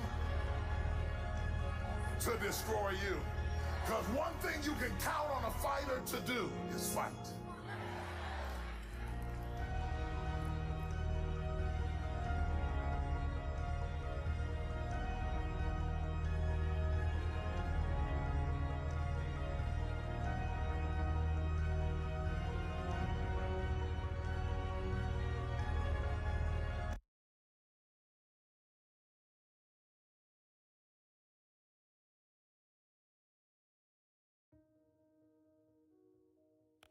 As we get into it today and we begin to talk about destiny. Prove it. Like, what's the method? He's written for Forbes, Success Magazine, Entrepreneur. He created the #1 sales. Right? Now you love her. Right? Tell me, do you love your wife? Yes. Prove it. Like, what's the metric? Give me the number that helps me know, right? Because when you met her, you didn't love her, right? Now you love her, right? Tell me the day the love happened. It's an impossible question. She didn't fall in love with you because you remembered her birthday and bought her flowers on Valentine's Day. She fell in love with you because when you woke up in the morning, you said good morning to her before you checked your phone. She fell in love with you because when you went to the fridge to get yourself a drink, you got her one without even asking. She fell in love with you because when you had an amazing day at work and she came home and she had a terrible day at work, you didn't say, yeah, but let me tell you about my day. You sat and listened to her awful day and you didn't say a thing about your amazing day. This is why she fell in love with you. I can't tell you exactly what day, and it was no particular thing you did. It was the accumulation of all of those little things that she woke up one day and as if she pressed a button, she goes, I love him, right? Leadership is exactly the same. There's no event. There's no thing I can tell you you have to do that your people will trust you. It just doesn't work that way. It's an accumulation of lots and lots of little things that anyone by themselves is innocuous and useless. Literally, pointless by themselves. People will look at little things that are good leadership practices and say, that won't work. And you're absolutely right. But if you do it consistently, and you do it in combination with lots of other little things, like saying good morning to someone, that looking them in the eye. My friend George, who's a 3-star general in the Marine Corps, he says his test for leadership, and I love this, he goes, his test for a good leader is if you ask somebody how their day is going, you actually care about the answer. Right? The number of times we're walking to a meeting, we're rushing, we go, how are you? Not good, I gotta get to you later, I'm late for a meeting. Right. If you ask the question, you were standing there and you were listening to the answer. It's those little innocuous things that you do over and over and over and over that people will say, I love my job. Not I like my job. I like my job means, yeah, the challenge is great, they pay me well, I like the people. I love my job means I don't want to work anywhere else. I don't care how much somebody else is willing to pay me. I'm devoted to the people here, and I care desperately about the people here as if they were my family. In business, we have colleagues and coworkers. In the military, they have brothers and sisters. That's how they think of each other, right? If you really have a strong corporate culture, the people will think of each other like brothers and sisters. Don't really like a family, right? No, brothers and sisters. Deep love. Fight, but the love doesn't go away, right? Bicker, the love doesn't go away. And I'll fight with my sister, but if you threaten my sister, you're gonna have to deal with me. Right? We'll fight internally, we'll bicker with each other, but nobody's gonna hurt each other, and if anything from the outside shows up, you're looking at a unified front. Brothers and sisters. Now, how do you create brothers and sisters out of strangers? Common beliefs, common values, parents, in other words, executives who care about their children's success, who care to raise their children, teach them skills, discipline them when necessary, help them build their self-confidence so that they can go on and achieve something more than you could have ever imagined achieving for yourself. The one thing I am comfortable saying that all effective leaders must have is courage, because it is hard. It is hard to stand up against outside pressure. It is hard to stand up to an external constituency who's pushing you to do something for their short-term gain, to do the right thing for your people. It is hard. It is thankless. It is lonely. It's sometimes you get fired. Sometimes you get in trouble. Sometimes you'll lose your job and the next guy will get all the credit. It's all true. And the courage to do the right thing in the face of overwhelming pressure, only the best leaders have that courage. Only the best leaders. And here's the folly. Courage is not some deep internal fortitude. You don't dig down deep and find the courage, right? It just doesn't exist. Courage is external. Our courage comes from the support we feel from others. In other words, when you feel that someone has your back, when you know that the day that you admit you can't do it, someone will be there and say, I gotcha, you can do this. That's what gives you the courage to do the difficult thing. It's not going off to an ashram by yourself somewhere for 4 weeks and coming back and finding the courage. It's not what happens. It's the relationships that we foster. It's the people around us who love us and care about us and believe in us. And when we have those relationships, we will find the courage to do the right thing. And when you act with courage, that in turn will inspire those in your organization to also act with courage. In other words, it's still an external thing. That's what inspiration is, right? I'm inspired to follow your example. But those relationships that we foster over the course of a lifetime will not only make us into the leaders we need to be and hope we can be, but they'll often save your life. They'll save you from depression, they'll save you from giving up, they'll save you from any matter of negative feelings about your own capabilities, your own future. When someone just says, I love you, and I will follow you no matter what. Why do you, so I want to talk about that for a second. Why do you think that something so innate, so deeply ingrained in us as love is so, like just yesterday, I can't believe this is true, this is actually true, I'm not making this up. Just yesterday, this will mean something to you guys, I looked Ron Penna in his eyes and I said, I love you. And I said it like 100%, is my business partner, I said it 100% sincerely. It was just one of those moments where you want to connect and remember, but that's so weird, like I don't do that often, and it's so interesting that it becomes out of context. Maybe is the best way to say it, because like at home with my wife it's so easy and I love to embody it and I love to feel it and it makes me feel awesome, but then I come into the office and there's something about the context that makes it weird. Yes, two perspectives. One is this is what vulnerability is, right? Being vulnerable doesn't mean crying. Being vulnerable means willing to admit you made a mistake. Being vulnerable is the willingness to say, I need help. Being vulnerable is the willingness to express the feelings you have towards someone without fear of what other people may think of you by making that expression. And most...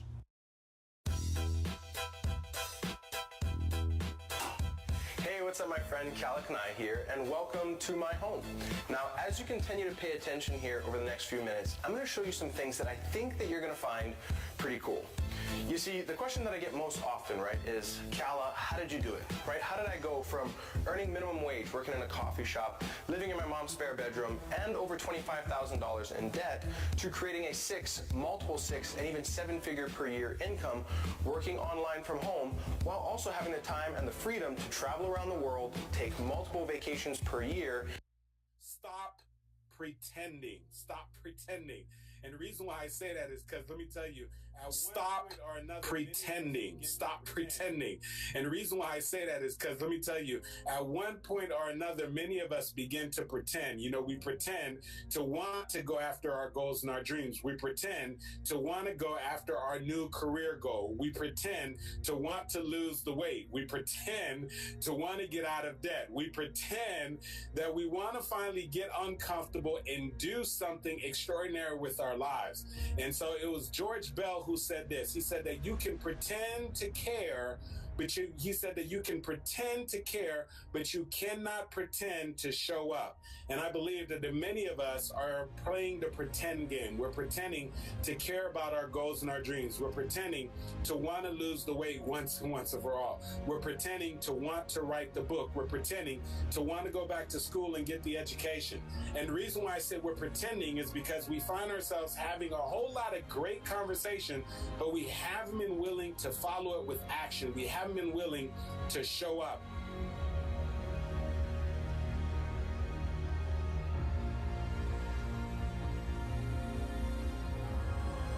Most of us have some kind of big dream, something that we're pursuing. And I don't know what that thing is for you. Maybe perhaps for you, you've been on this journey. You've been going through this process. You keep talking about how you're going to lose this weight once for all. You've been trying to shed off those 10 pounds, those 15 pounds, or maybe you're trying to lose a little more weight than that. Or maybe perhaps for you, things that got a little out of control and you have found yourself in some significant debt. And so you've run up a credit card bill, or you're dealing with some student loans.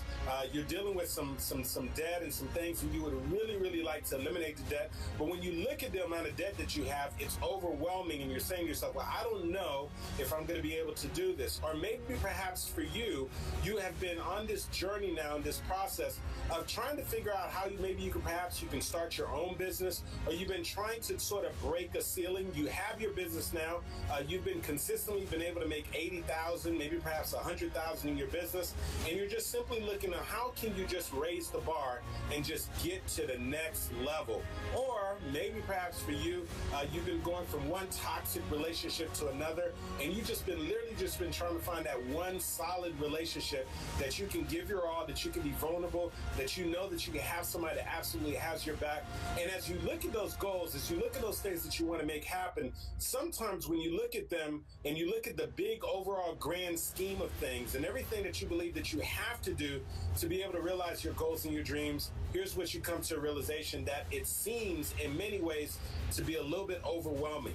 And oftentimes you ask yourself the question, well, where do I start? Like, how do I start? I mean, I've got all this debt, or, I am literally in this situation where I'm trying to lose this weight, or maybe perhaps I am trying to get to this next level of my business, but I just don't know where to start. And so I want to impart with you just one simple idea. And what I'm saying to you is, as opposed to focusing on all the things that you have to do, what if you just focus on just doing one thing? And I'm not just talking about doing just one core activity, but if you just focus on the power of just one.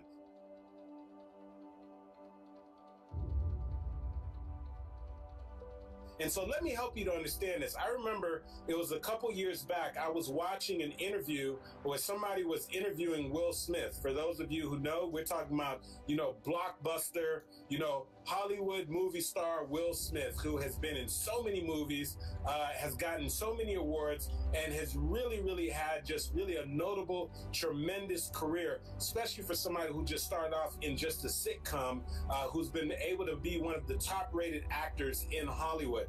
And he was just talking about his journey and his process that has made him the type of dedicated actor that he is. And he said that there was one particular summer where his dad came up to him and his siblings, and his dad said, listen, I want you all to build a wall. And he says that, you know what, I want you to build a wall here at this particular building. And Will said that him and his siblings were looking at his dad like, are you crazy?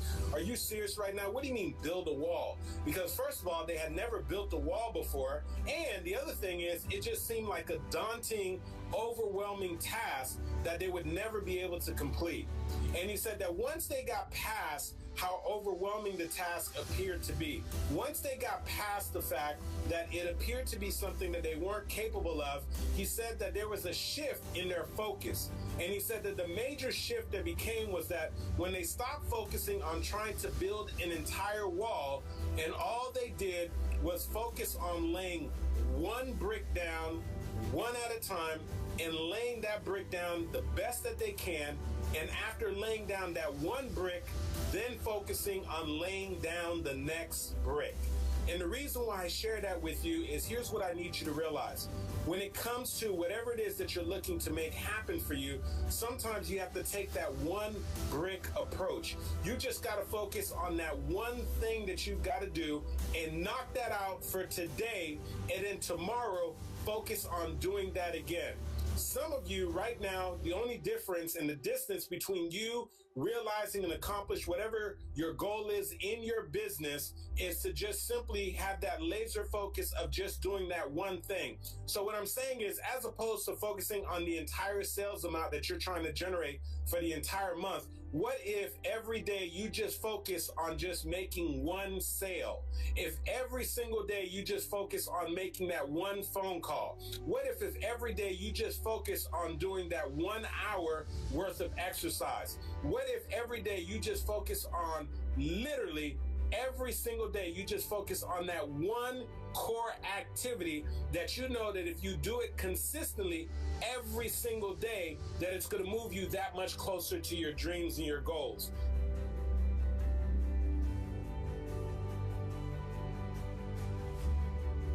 And so what I want you to do is I want you to think about something significant that you're trying to make happen right now, something that you want to do. And I don't know what that thing is for you, but I want you to think about what that thing is. And then I want you to just think about one activity that you need to focus on. And so what I'm saying to you is you need to just do one. Just focus on that one core activity. And what I'm asking you is, can you have the level of commitment to do that one thing every single day? And what I'm saying to you is, if you're willing to do that one thing every single day with a laser focus, there will be a compounded effect. And guess what? Eventually, you will lose that weight. Eventually, you will get out of debt. Eventually, you will be able to take your business to the next level. And so what I'm saying is there is tremendous power in one. So what is that one key strategy that you need to implement right now into your life, into your business, that's going to get you to the next level? What is that one thing that you need to eliminate from your diet that's going to allow you to start losing that weight? Maybe you've been taking in too much sugar. What is that one core activity? Maybe it might mean getting up and going for a walk every single day for that 1 hour, doing that core activity. What is that one thing? It might mean, for those of you who are trying to write a book, it may mean that you sit down every day for 1 hour and you ensure that you're actually brainstorming, writing, and actually thinking about what you're going to put in that book. There is tremendous power in just doing one. And so oftentimes when we're looking for that formula of success, we want it to be extravagant. We want someone to give us like a little secret formula. And oftentimes you will be surprised that there is power in simplicity. And the simplicity is in doing those one key activities. So I want you right now to think about what it is that you're looking to do, what it is you're looking to make happen. And what's that one thing that you can do? What's that one new habit that you can implement into your life right now that is going to help you to get to the next level? What is that one bad habit that you can literally eliminate from your life on a daily basis that's going to get you that much closer? What is that one key activity, that one key strategy? What's that one relationship that you need to build on that is going to allow you to take your life to the next level? You know, one of the things that I tell people all the time, specifically when both myself and my wife, even though that we're speakers and we're coaches, we're always engaged in the process of enrolling in personal development seminars and workshops, and also ourselves getting coaching from other people who are perhaps operating at a different level than us, or even perhaps have one particular area that they have expertise in. And one of the things that I tell people all the time who are going through coaching programs, because myself, I have personally enrolled in so many coaching programs. I have gone through so many audio tapes and CDs and so forth. And my goal every single time, no matter if I go through a weekend seminar, a weekend workshop, is to just come away with one key strategy, one key thing that I'm going to implement, and I'm going to ensure that I get a return on my investment. And there are so many people that they go through the process. They're always taking in information. They're always taking in data. They're always taking in content. But the issue is they never make the commitment to just apply one key strategy. And oftentimes, all you need is just that one strategy that's going to create a tremendous breakthrough in your life. And so I just think about, it was probably about 2 years ago, I did what I call a VIP session with somebody who's sort of a colleague and also who I consider to be even a mentor, because there is something that she was doing in her business that was really creating some tremendous results within her business. And so I did a VIP session with her. It's basically where I paid $10,000 so her and I could get in a room together for a couple hours for one day, and I could get just some key strategies.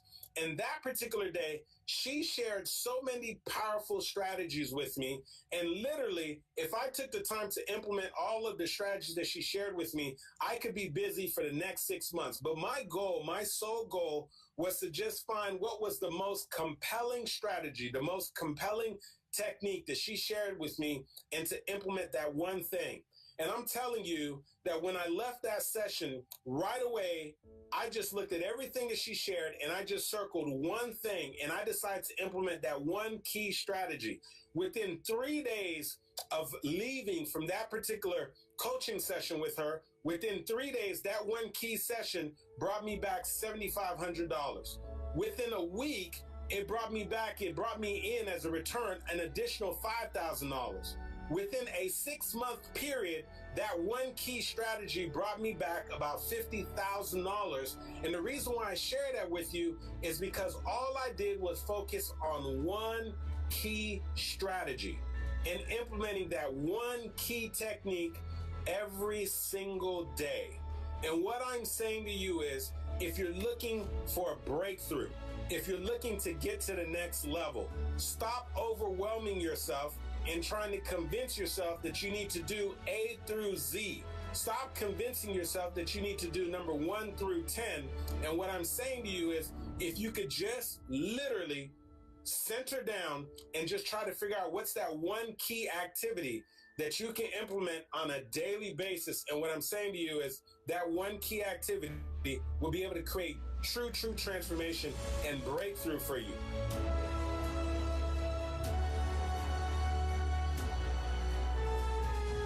And so a lot of times we look at the end result, right? And we think about, man, how is this person able to produce a certain number?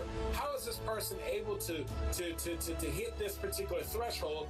And when we think about possibly, trying to hit those kind of numbers ourselves or make something happen ourselves, we can overwhelm ourselves because we think that, hey, you know what, there's no way I can make it happen. But if we can just have that same type of mindset that Lewis has, and not make it complicated, but say to ourselves, you know what, today I'm just going to do one. And if I want to push myself to the next level, then I'll see if I can do 2. But the power is in just doing one. And then when you wake up the next morning, you say to yourself, today is a new day. And so today I'm just going to do one. And then you do one more that day. And then the next day you wake up and you say, wait a second, today is a new day. So today I'm going to make sure that I just do one. And then you wake up the following day and you say to yourself, I'm just going to do one. There's a gentleman that I heard that was sharing this exact strategy. This gentleman happens to be one of the VPs for a foundation who's responsible for raising money for a very, very popular university. And he was talking about how for this particular university, they secured over $1 billion. They were able to raise over $1 billion to be able to help with the facilities, to be able to give out scholarships, to be able to really empower the school, to be able to really be able to transform the lives of the students. And so at the time when this gentleman was speaking, he was addressing another foundation that had just come off of a great year where they raised $6 million. And so you got to imagine that even if you've raised $6 million, when you find out that somebody else raised $1 billion, you can be thinking to yourself like, man, that is a tremendous leap. How do you go from 6 million to getting to over 1 billion? And so that can seem very intimidating. And so they were trying to figure out, well, what's the guy's formula? And he said, man, I know you want to hear something fancy and sophisticated, but he says our ideology and what we do every single day with the people who are responsible for getting the phone calls, for cultivating the relationships, for connecting with our donors, he said, all we focus on every single day is on just doing one. And he says that everybody on his staff, everybody on his team is focused on just doing one. And he says, here's what I mean by that. Every single day we wake up and we say to ourselves, if we can just connect with one donor and get one donor to make a commitment, a significant commitment to our university. And he says that once we've secured that significant commitment, we don't just rest there. We go to sleep, we wake up, and we come back into the office, and then we make a new commitment to just do one that particular day. And then he says, we go to sleep, we wake up, and we come in the office again, and we make a new commitment before the day is over to just do one. And he says that if you just do one every single day, then what ends up happening is at the end of a work week, it turns into 5 days of just doing one. At the end of a regular week, it turns into 7 days of just doing one. He says at the end of a month, it turns into about 30 days of just doing one.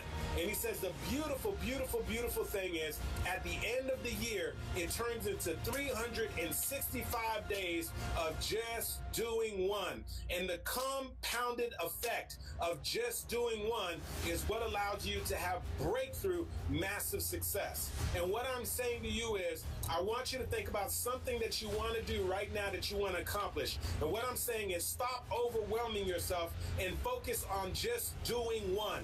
Just consummating and having one deal go through every single day, to just make sure that you have one powerful conversation on the phone and close somebody to making a commitment every single day. That you just focus every day on just doing that 1 hour worth of exercise every single day. If you could just focus on literally just one thing that you are literally deciding to tackle when it comes to your debt, just making a payment on one particular debt every single day, maybe cutting up a credit card or doing something that's going to break you out of that debt every single day. What's that one thing that you can do? And what I'm saying to you is, if you're willing to just do one, if you stop making it complicated, stop trying to focus on doing all these things, and like Stephen Covey was said, you keep the main thing the main thing. Understand that success is a few simple disciplines exercised every single day. And with that level of commitment, with that level of focus, compounded every single day, ultimately, that's what produces the results. That's what creates the weight loss. That is what creates the breakthrough. That is what allows you to write the book. That is what allows you to get to the next position in your company. That is what allows you to start the business. That is what allows you to be able to make tremendous impact, is when you make the commitment every day that I'm just going to do one. And so I want you right now to identify what it is that you need to just do one on. What is that thing? It doesn't need to be sexy. It doesn't need to be complicated. It doesn't need to be difficult. It may just mean that one phone call. It may just mean that 1 hour of writing. It may just mean 1 hour of exercising. It may just mean the 1 hour of tackling your debt. It may just mean 1 hour of personal development. It may just mean 1 hour of spending quality time with your spouse or your children. But what's the one thing that you can do that if you do it every day consistently, compound compounded, it's going to create a tremendous impact in your life. And it makes me think of Darren Hardy. He's the editor-in-chief of Success Magazine. He has a book by the name of Compound Effect. And he talks about the ripple effect, the compounded effect, that when we do just the most simplistic things repeatedly over time, that it has a compounded effect. And that's what ultimately leads to tremendous breakthrough. And so it goes back to that analogy when I think about Will Smith sharing that story. And he says that, you know what, when they had to build that wall, it was so intimidating. But when they stopped focusing on building the wall, and all they did was think about taking one brick at a time and laying that one brick down the absolute best that they could. And then after laying that brick down, getting the next brick and then laying that brick down. And when we're talking about success, you need to be thinking about whatever it is that you're looking forward to doing, to just simply laying bricks. And you need to focus on laying that one brick down at a time. And sometimes laying the brick means making a phone call. Sometimes laying the brick means scheduling sales calls. Sometimes laying the brick means making sure that you don't go to sleep until you have a sale. Sometimes laying the brick means that you're getting up and exercising. Sometimes laying the brick means that you're spending time to cultivate a relationship. I remember when me and my cousins were teenagers, for some extra money, we were part of an organization called Youth Opportunity Unlimited, YOU. And so we would go into neighborhoods and we would have our boxes with candy. You know, we would have chocolate covered turtles, peanut clusters, and some other things. And we would go into neighborhoods, complete neighborhoods that we had no idea, we didn't know anybody. And we would go and we would knock on doors and we would go in there and just try to sell these boxes of candy. And the boxes of candy retailed for about $4. And every box of candy that we sold, we made $1. And so the key was when we went into these neighborhoods, you know, you wanted to be the person that sold the most amount of items. The reason why is at the end of the day, when you sold your merchandise and you sold these candy, for every candy you sold, you made $1. So if you sold 0 boxes, you made no money. If you sold 20 boxes, you made $20. If you sold 50 boxes, you made $50. And it wasn't that easy going door to door. And there were many a times when people didn't open the door, many a times when people shut the door in our face, many a times when people said no, that they weren't interested, or many a times they said, get out of here, what are you doing knocking on my door? But one of the things that we always tried to do was you wanted to be the top salesperson. Why? Because at the end of the day, we would calculate what everybody earned, and the person who sold the most amount, would get a bonus. And the bonus would be that you would get an extra $1. You would get an extra $1 for each one of the boxes that you actually sold. And so everybody wanted the bonus because you could double your income. And so I remember every day whenever it was during the summertime, we were on summer break, and we would get dropped off into neighborhoods, I wanted to be the top seller. And I tell you, every day when I first started off trying to be the top seller, I started thinking about, well, who was the top seller the previous day? So the previous top seller was 47. And I said, oh man, I got to try to do 48. I got to try to sell 48 boxes. And when I put that number in my head, a lot of times it seemed overwhelming. And so after knocking on about 5 doors, 6 doors, and no after no after no, getting to that 40 something just seemed impossible. And every time, that's how I took the approach. I was never, ever the top salesperson.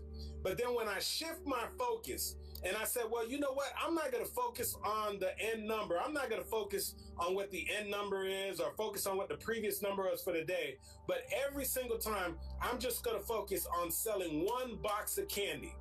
And once I sell that box, my objective is to sell the next box of candy. And I started to take that approach. When I knock on this door, I just need to sell 1. And after I sell that 1, I need to knock on enough doors until I sell 1 more. And so when I took that 1 approach, sure enough, at the end of the day, I found that my box was empty. And then when it was time to go to the next neighborhood, I had to load back up. And all I did was I said, I got to sell 1 box of candy. After I sell that 1 box of candy, I got to knock on enough doors until I sell the next box of candy. And I tell you, I'll never forget that day that I sold the most amount of boxes. Up until that point, I think the most amount of sales was about 47 boxes. And I think that day I sold 63 boxes of candy.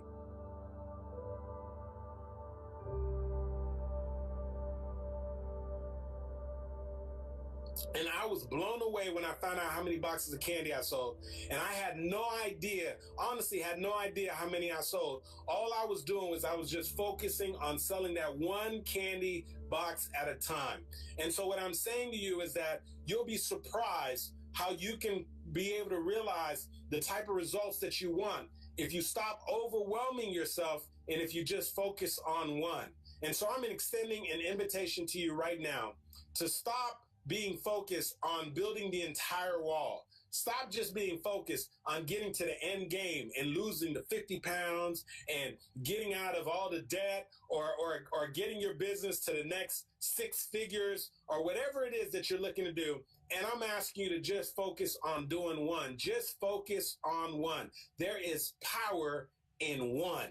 And when you focus on doing that one thing and you get that done today, wake up tomorrow morning and then go ahead and focus on that one thing again. And once you knock that out tomorrow, get up the following day and do it one more time. And I'm telling you, if you can do that over and over and over and over and over again, that is what makes champions. That is what produces tremendous results. That is what leads to breakthrough. And that is what's going to allow you to show up for your life and get yourself to the next level. You know, all I need you to do is just focus on just doing one.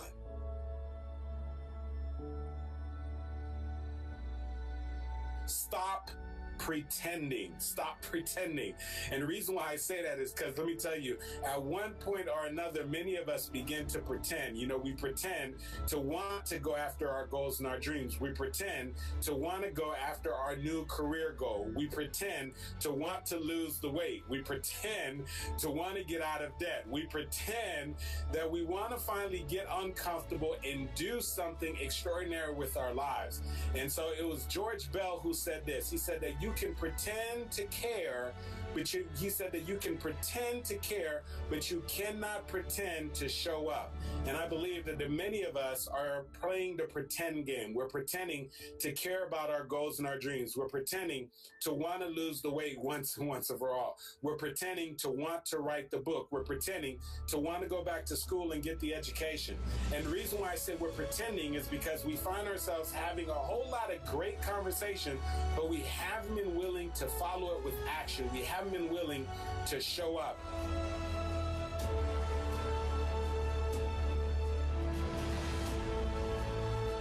And that's why I think what George Bell said was so profound when he said that, listen, you can pretend to care. In other words, you can pretend to have a bunch of great conversation. You can pretend to want to get out of debt. You can pretend to want to lose the weight.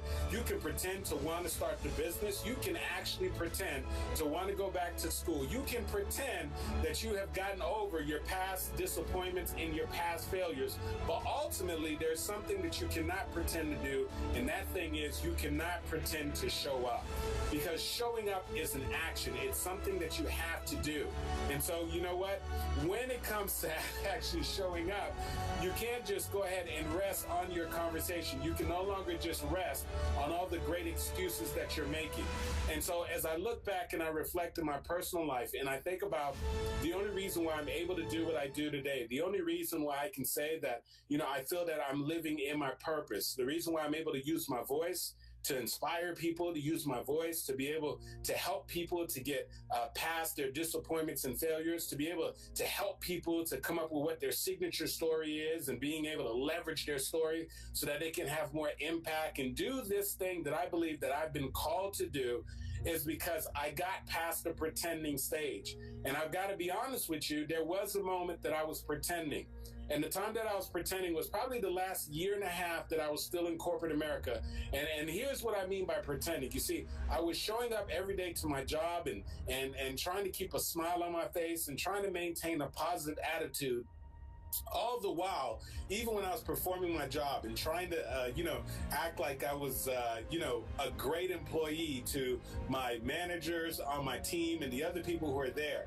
And even though I did my absolute best to perform, on the inside, there was a part of me that was always saying, you know what, there's got to be more than this. On the inside, there was a part of me that really was not fully content. On the inside, there was a part of me that knew that the way that I was showing up in the job was not congruent with what I really truly desired in my life. So to be quite honest with you, I played the game. I just continued to pretend. And so I would pretend by getting up every day and showing up to work and trying to maintain a positive attitude. I would pretend by making sure that I stayed a little late in the evening to do my work. I would pretend by making sure that I was having engaging conversations with my colleagues. All the while on the inside, there was this friction. All the while on the inside, there was this turmoil because there was something on the inside that was saying, Andy, there's got to be more than this. And maybe perhaps you know what it's like to pretend, to play the game, right? And to pretend that you're content when you're showing up to this job, when you know that something inside of you is saying that there's got to be more. Or maybe you've gotten very good at pretending through conversation. In other words, you can talk a good game with the absolute best of them. That's right. Now, you know what? When you get around other dreamers and believers and entrepreneurs and people who are making things happen, you start talking about your goals and your dreams. You start pretending to be serious about stepping out on your goals and your dreams. You start pretending to be serious about maybe perhaps going down a new career path. You begin to pretend to be serious about losing the weight or getting out of debt or doing that thing that you've been wanting to do, that you've been meaning to do, but all the while you know that you're simply pretending. And the reason why you know that you're pretending, because now it has been months, literally 6 months, 7 months, and maybe even perhaps years, and you've been having the exact same conversation. And so I remember one of the main reasons why I decided to do something radical back in 2004. When really I didn't quite know exactly what my game plan was, and I decided anyway to turn in my letter of resignation. Part of the thing that made me realize that it was time to do that was because I remember showing up to my job, and at that point I had been working there for about 3 years. And I remember that there were some people who were talking to me late night at the client site, and they would talk to me about their dreams, their goals and aspirations outside of the accounting profession. And they would tell me, some of them would tell me that they always wanted to open up a restaurant, or some of them would tell me that they always wanted to open up their own business.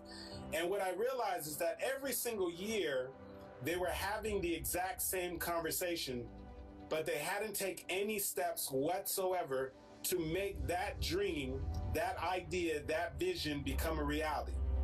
And so what I realized is that they were playing a very sick game with themselves. You see, they were pretending to be serious about their goals and their dreams. They were pretending to want more out of life. They were pretending to see a life for themselves beyond this corporate job that they were working that was no longer fulfilling to them. And so they were simply pretending. And maybe perhaps you know what that's like, to just have a conversation, and the conversation sounds great. The conversation about how you're finally going to get out there again, even though you were hurt in the past, and you're going to get out there again, and you're going to find people to date and have a fulfilling relationship. The conversation you've been having about, starting a business, or the conversation you've been having about taking your business to the next level, or the conversation that you've been having about working on your different skills and developing those skills so that you can have greater impact and so that you can finally do what you think you've been called to do. Those conversations without action really simply means that you're simply pretending. You're pretending to be serious. You're pretending to want more out of life. You're pretending to want to initiate some level of change. And so ultimately, you judge yourself and you judge those around you, not by the things that they talk about, but you judge them based off of the fruit that they produce in their life. In other words, you judge them based off of what are they making happen? What are they acting towards? What are they moving towards? And so there becomes a time that after a while that your conversation is just not enough. As a matter of fact, your conversation is starting to turn into what is called a joke. Your conversation is really starting to be one of those things that it's just a strange, delusional game that you're playing with yourself, because those around you are starting to come to the realization that you're having a whole lot of conversation and you're really not doing anything.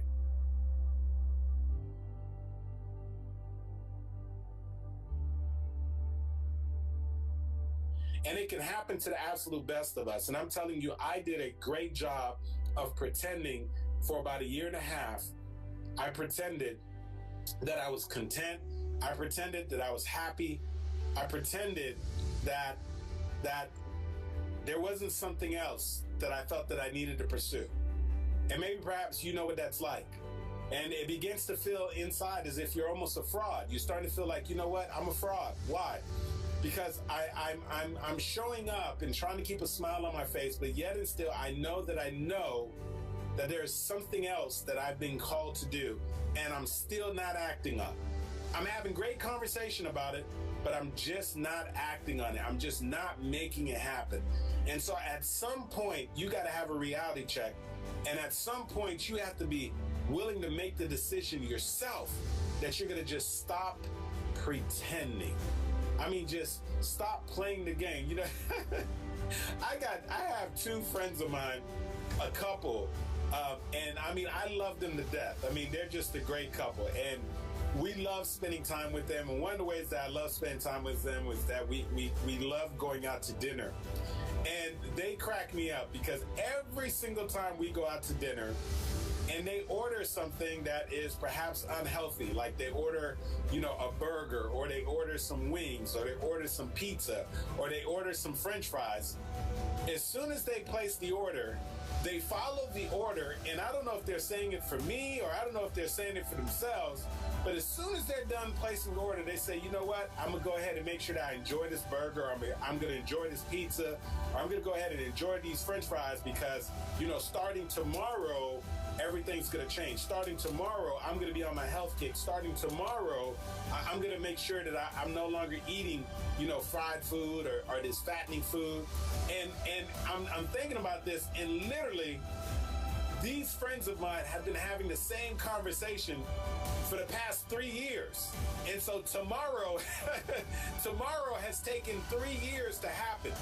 And so what I've come to the realization is that they're pretending. And what there is that they're pretending to be serious about changing their health regimen. They're pretending, and what I realize, it's not that they're not capable of it, but it's just that they don't really have a true desire to do a significant change right now. And so I've come to the realization that this conversation that they have is really just maybe perhaps to make them feel better, or maybe perhaps they know that they're in the company of other people. And so it's just something that they say. And so there are some signs and some symptoms and when you are pretending, and I want to make sure that I help you to see some of those signs. And so here are some of the signs when you're pretending. When you're pretending, you do a whole lot of talking without following it with any valid action. That's one of the signs that you're pretending. And so if there's a particular area in your life in which you've been doing a whole lot of talking, I'm talking about a lot of talking about writing the book, a lot of talking about starting the business, a lot of talking about getting to the next position in your direct sales company, a lot of talking about getting out of debt, a lot of talking about whatever it is, but you haven't followed that talking with action, that is a sure tell sign that you are caught up in the pretend phase of your life. And so you are doing nothing but simply fooling yourself. You're not fooling anybody else around you. You are only simply fooling yourself. That is one of the first signs that you are absolutely pretending to want to create a shift and want to create a change in your life. That's one of the first signs. Now, here's another sign that you are pretending. When you find yourself feeling guilty, and out of guilt, you're making excuses. And so in other words, you're feeling guilty because you know that you know that you know that you're not doing the things that you need to do to start the new career, to get the business off the ground, to enter a fulfilling relationship, to lose the weight, to get out of debt. And so because of that guilt, you try to go ahead and mask the guilt by coming up with some great and elaborate excuses. And so what you find is that you begin to make excuses in order to go ahead and really mask the guilt that you're feeling on the inside. Here's another sign that you're caught up in the pretending phase. Another part of the pretending phase is when you begin to give excuses that were not even solicited.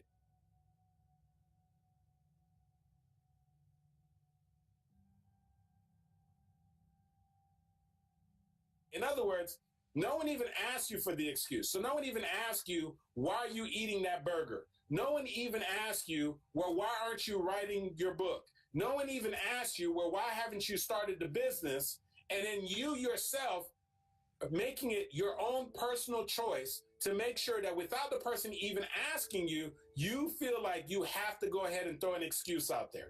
So you're sitting down at dinner and nobody really cares about why you decide to order a burger and some French fries. And now all of a sudden you're putting it out there. Oh, well, you know, I'm just ordering these burgers and fries because starting tomorrow I'm going to sell my house. Well, listen, no one asked you why you ordered burgers and fries. No one really cares. But you decided that you're going to go ahead and throw an excuse out there anyway. And part of the reasons why you're doing that is because on the inside, there's some internal conflict. And the conflict lies between what it is that you want to happen in your life and what it is that you're currently doing. And so what you've come to the realization is that this, you say that you want something, but you're not acting and doing something that is congruent with what you say that you want. And because of that, you don't feel good about it. And because you don't feel good about it, you decide that you know what? I've got to throw an excuse out there so I can help myself to feel a little better. But at the end of the day, guess what? Those excuses are doing absolutely nothing for you. And so at some point, you have to be willing to stop pretending. Here's one of the last things I want to share with you. That's another sign of when you're pretending. When you are pretending, you want absolutely no accountability. And so in other words, when you tell somebody, hey, you know what, I want to go ahead and start a business, and they say, well, listen, I want to hold you accountable. What do you need to do? All of a sudden, you back out and you hide away from being held accountable. All right? This is the person that says, you know what, I want to go ahead and write the book. And somebody says, well, what's your deadline for writing the book? And then so you back out of giving a deadline. And so you tell somebody, I want to quit smoking. And they say, well, listen, when do you want to quit smoking by so I can go ahead and hold you accountable? And the first thing you do is you begin to backpedal. And so the big sign of somebody who is simply pretending, people who are pretending do not want to be held accountable. In other words, they don't want an accountability partner. They don't want anyone who's going to check them on what they say. People who are serious about realizing their goals and their dreams, people who are serious about getting to the next level, they put something out there and they want to be held accountable because they understand the accountability is going to have them have to act. And so I tell you, years ago, over 5 years ago, when I decided to do this Thursday night Show for Your Life motivational call, I remember literally filming a quick video and putting it out there on social media and letting people know that I was going to start this motivational call every single Thursday. And I knew that by putting the video out there and setting a date, that now I was being held accountable by hundreds of people. And if I didn't follow through, then what it was going to mean is that I was not a man of my word. And so when you're serious about getting things done, you want to be held accountable. But when you are simply pretending, guess what? You do not want to be held accountable. And one of the last signs of when you are simply pretending, people who are pretending, they find ways to hide out whenever it's time to make a decision. And so, you know what? As for me, as a speaker, as a coach, I get to see that all the time. So let me tell you what I mean by that. People who say, you know what, Andy, I want to go ahead and join one of your coaching programs. Or Andy, you know what, I want to participate in the next one of your live events, right? And so they put it out there that, you know what, I want help. I want assistance. I want to go to the next level. And then when it's time for them to make a decision, guess what? They disappear. They enter the witness protection program. And so they're visible as long as they don't have to make a decision. They're visible as long as they don't have to act. But now that it's time for them to act, now that there is an event for them to sign up for, now that there is an opportunity for them to join the coaching program, now that there is an opportunity, see, they're fine with saying, hey, I want to come to your next event when they know the next event is a year off. They're fine with saying, hey, I want to be a part of your coaching program when they know that the coaching program opens up again in another 6 months. But now that it's time to act, they hide out, they disappear. And so it's a perfect example. If you find yourself hiding out when it's time for you to act, if you find yourself hiding out when it's time for you to make a decision, then chances are you're simply pretending.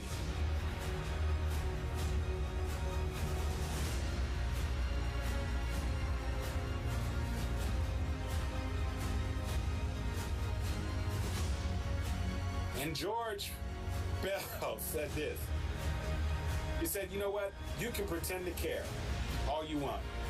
You can pretend to have these great conversations. But at the end of the day, you cannot pretend to show up. Because showing up requires some level of action.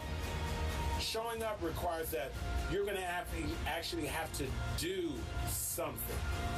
Showing up means that you're going to have to pull the trigger. It means that you're going to have to book a flight, swipe your credit card, read the book, show up to the gym, cut up some credit cards, begin the budget, get out there and start taking care of yourself. Get out there and allow yourself to be vulnerable again and start dating and put yourself out there and put things out there knowing that it may be criticized, knowing that it may not be perfect.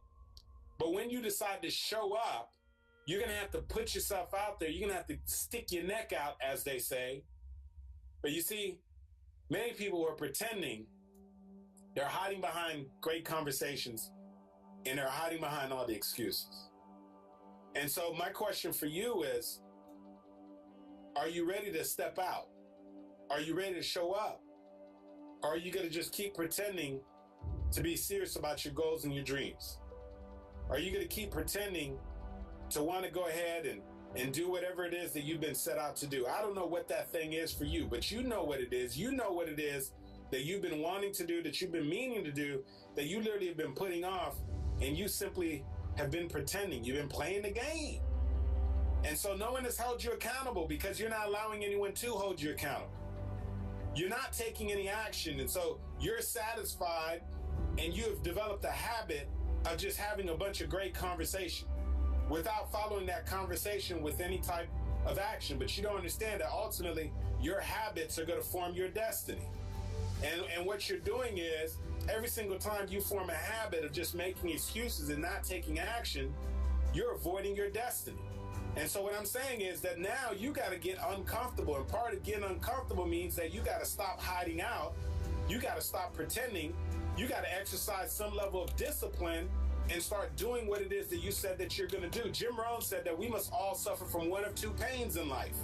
He said the pain of discipline, the discipline of getting up and going to the gym, the discipline of writing the book, the discipline of applying for this new career, the discipline of going back to school, the discipline of cutting up the credit cards and submitting to a budget, the discipline of getting the knowledge and stretching yourself and growing so that you can get to the next level. We must all suffer from one of two pains, the pain of discipline or the pain of regret. He said, but the difference is discipline weighs ounces. It's light. Once you get adjusted, you develop a new habit. It's light. But he said that regret weighs tons. And you see, the people who are pretending, they're subscribing, giving themselves literally a prescription to go ahead and suffer from the second pain, the pain of regret.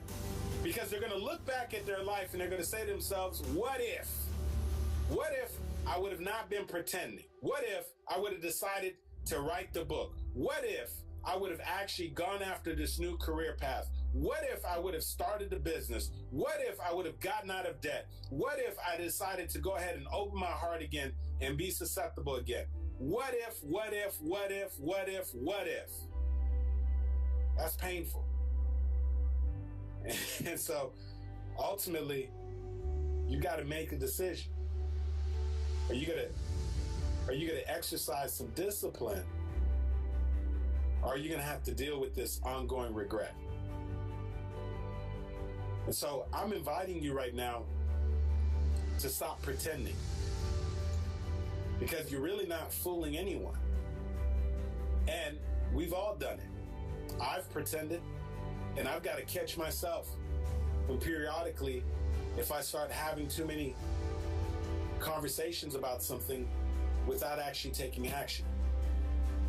Because that's normally a sure tell sign that you're starting to get into that pretend zone. And so I'm inviting you right now to stop pretending and start being very serious about mapping out a game plan and beginning to take some action. And I'm asking you to take action right now on your goals and your dreams. And it may even start off with just being something very small. I don't know what that is for you. It might just mean making a phone call. It might mean that the moment you get done with listening to this message, you start jumping up and down and running in place and doing some jumping jacks and doing some push-ups on the floor. It may even mean that you got to go ahead and open up your fridge and pour out all the junk and throw away all the garbage in your fridge. It may mean that you got to pick up the phone and say sorry to somebody. It may mean that you got to sign up for a coaching. It may mean that you got to purchase a book.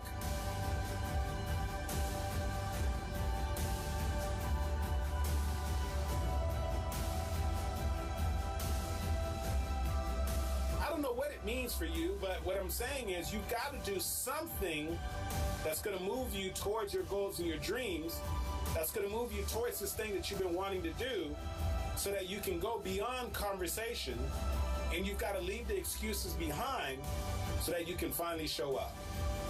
Because George Bell said this, you got to pick or choose, you got to pick or choose.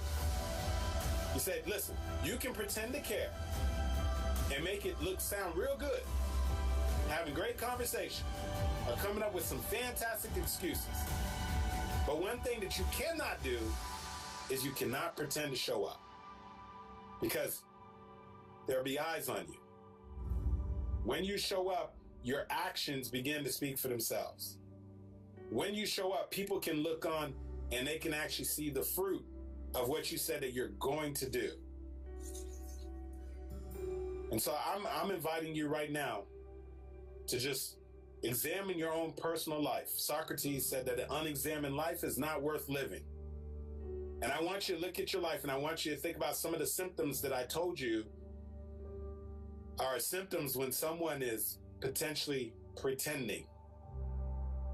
And I want you to simply make a decision right now that you're no longer going to pretend, and that you're going to start taking action, and you're going to start moving forward. And you know, this wouldn't be Andy Enriquez if I didn't end by telling you this. Show up for your lives, ladies and gentlemen, because if you don't, nobody else will.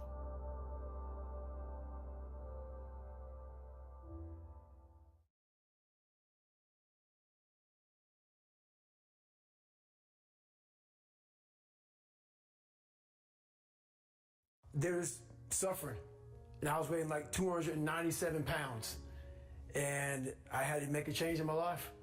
You know, I was at an all-time low, and I wasn't going anywhere, and I was exactly what everybody said I was going to be, which was nothing. So I had to make a change.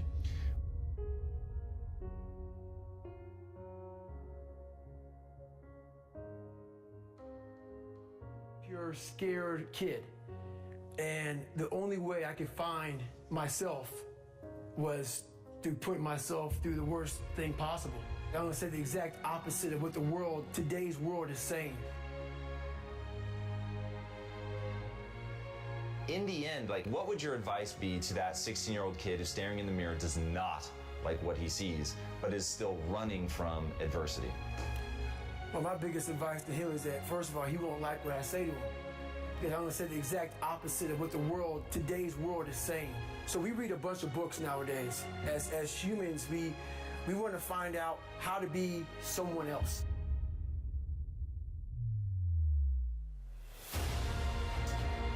What we don't do is we don't go inside. So literally turn yourself inside out.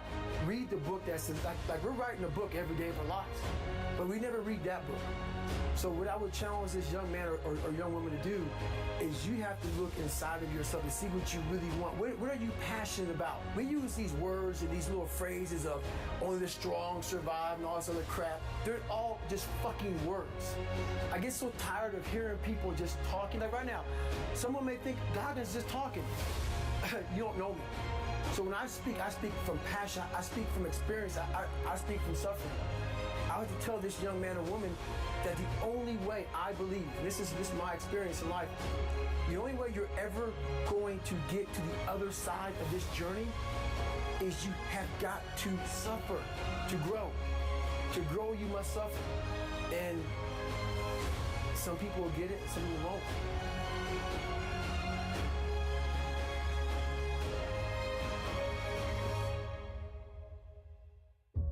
So long story short, what I realized was no one was here to help me. And the feeling I had every morning, I started shaving my head when I was 16 years old. And the feeling I had every morning when I looked in the mirror was horrible. And I didn't want to feel like that anymore. And how I felt was a kid going nowhere, a kid that was scared. And most kids will accept that and look for help. But the best thing that happened to me, no one helped me. No one felt sorry for me. No one looked at me and said, like this day and age, they'll take you in and they'll tell everybody, stop picking on this person. Back then, they didn't care. We are all great.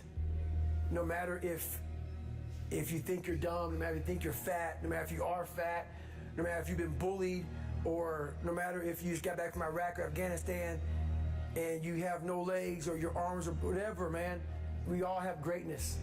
It just, you gotta find the courage.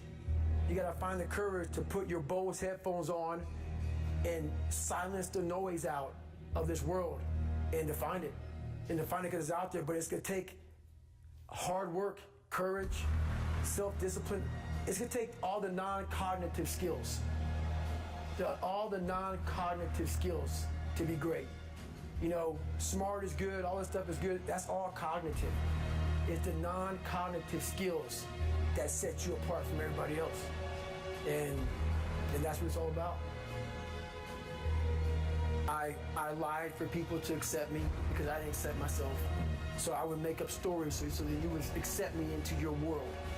I would, everything I did was for someone else to like me. It wasn't until I started reading my own book about how pathetic I was as a human being. I could blame my dad, I could blame kids at school, I could blame having health issues, ADD, my mom not being around. Great mom, but she was doing her thing. I could blame a lot of people. And that's the book I was reading. And I put it off on everybody else. It wasn't until I said, you know what, for me to fix this, I gotta read what the fuck is wrong with David Godwin. I wasn't gonna be a punk kid all my life. So the only way I could turn it around was to suffer. I had to build calluses in my brain the same way I built calluses on my hands. So I broke the Guinness Book of World Records for pull-ups a long time ago, but I failed at it twice. And I did 67,000 pull-ups in trying to break this record. So to do 4,030 pull-ups, I had to do 67,000 for training for that. Wow. And so what I realized is for me to become the man I wanted to become, I saw myself as the weakest person God ever created. But I never blamed God for anything he did to me. So I wanted to change that to be the hardest man ever created. Am I that? I don't know, but you had to have a goal. And my goal when I was sitting there, not going to school, being bullied, having no self-esteem, my goal was the only person that's gonna turn this person around is me. The only way I can turn it around is put myself through the worst things possible a human being can ever endure. And that'd be the only way that I can build this brain to handle anything that comes in front of it, callousing my mind through pain and suffering.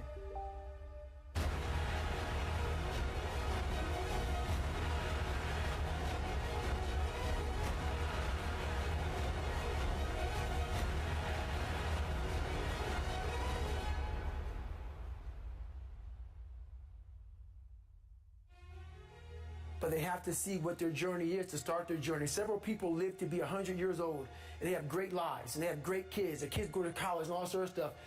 But somewhere in their life, there was a point where they had a decision to make. They can go left or right on this path. Left was the easy route. Right was the hard route. A lot of people take the easy route. And they had a good life that way, but the better life was going to the right side. A human being is not so human anymore. We have the ability to go in such a space if you're willing to suffer, and I mean suffer. Your brain and your body, once connected together, can do anything. Motivation comes and goes. When you're driven, whatever's in front of you will get destroyed. And you may have 20 years of pain and suffering to get past it, but a lot of us die never truly starting our journey. And I would tell this young person, you gotta start your journey. It may suck, but it will come out the other side where you're coasting. Stop listening to people who are calling you fat, gay, transsexual, nigger. Everything that is makes no sense. All these insecure people putting their insecurities on you, you gotta flush it out. You gotta just be whoever the hell God or whoever the hell you believe in. If you believe in nothing but yourself, I don't care what it is. You gotta take everything and throw it away. You have to believe in one thing, and that is yourself.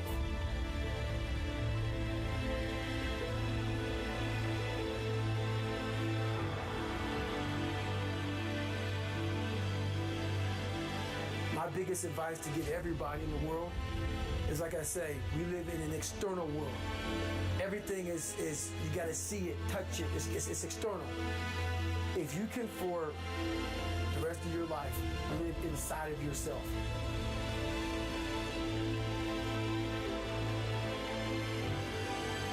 And people may listen to this and say, this guy is sadistic, he's crazy, No, if you know how I came up, you realize I was just a scared kid that found drive and passion to do something much better than what he thought he was. That's all it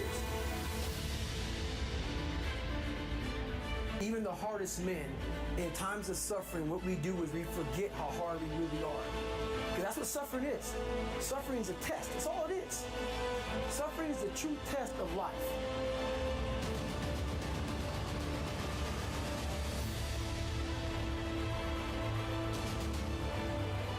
Self-talk and visualization are two keys to my success.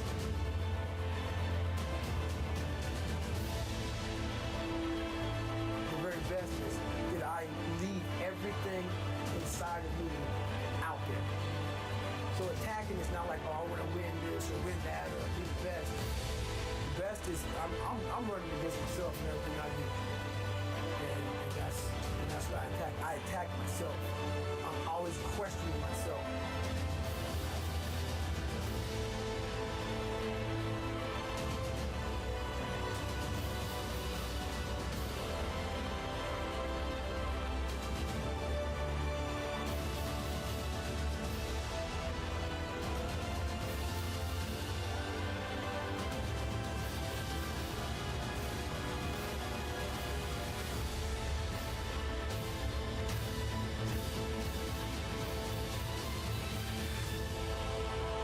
So the things that we run from the truth. We're running from the truth, man. So the only way I became successful was going towards the truth. As painful and as brutal as it is, it changed me. It allowed me to become, in my own right, who I am today.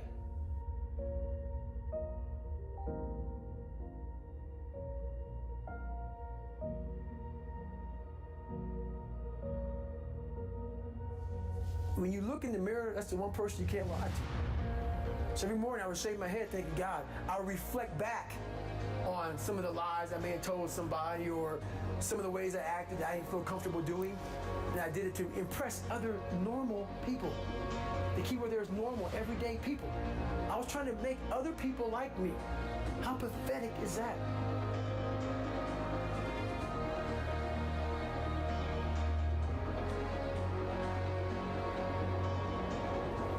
Skin, become more of a human being. Don't be afraid of the reflection in the mirror, because that's all you can be afraid of. Once you overcome the reflection in the mirror, you've done it. But if you can get through to doing things that you hate to do, on the other side is greatness. That's what people understand. By me running, I am callous in my mind. I'm not training for a race. I'm training for life. I'm training for the time when I get that 2 o'clock in the morning call that my mom is dead or something happens tragic in life. I don't fall apart. I'm training my mind and my body, my spirit, so it's all one, so I can handle what life is going to throw at me. Because the life I've lived, it throws a whole bunch of action. And if you're not physically and mentally prepared for that, you're just going to crumble. And you're good for nobody.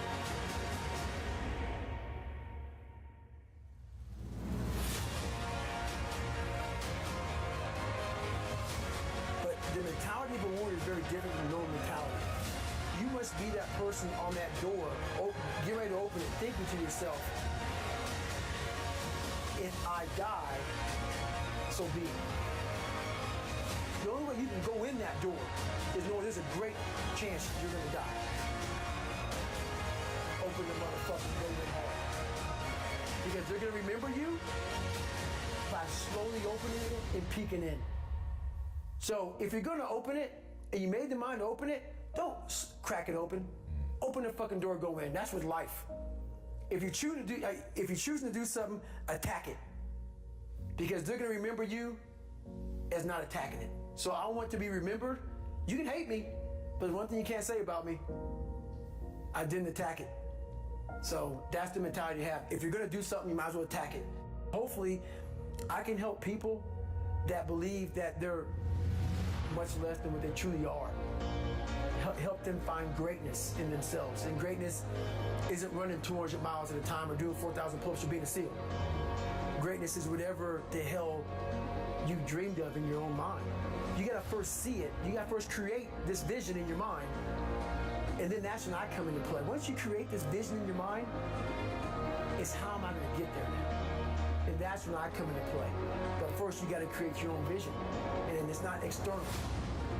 It's the vision created is inside of you. So until you create that, I'm nobody to you.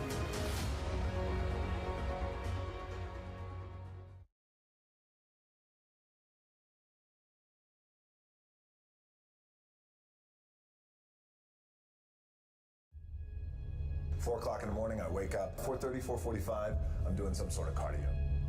Open these garage doors.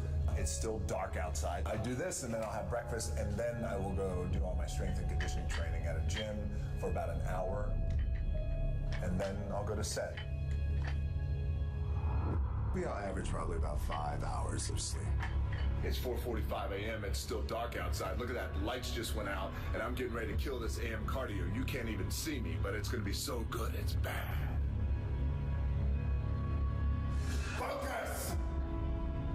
If you do anything, you never want to do anything half-assed, especially when it comes to your training. Get in, be intense, execute on it, and then get out.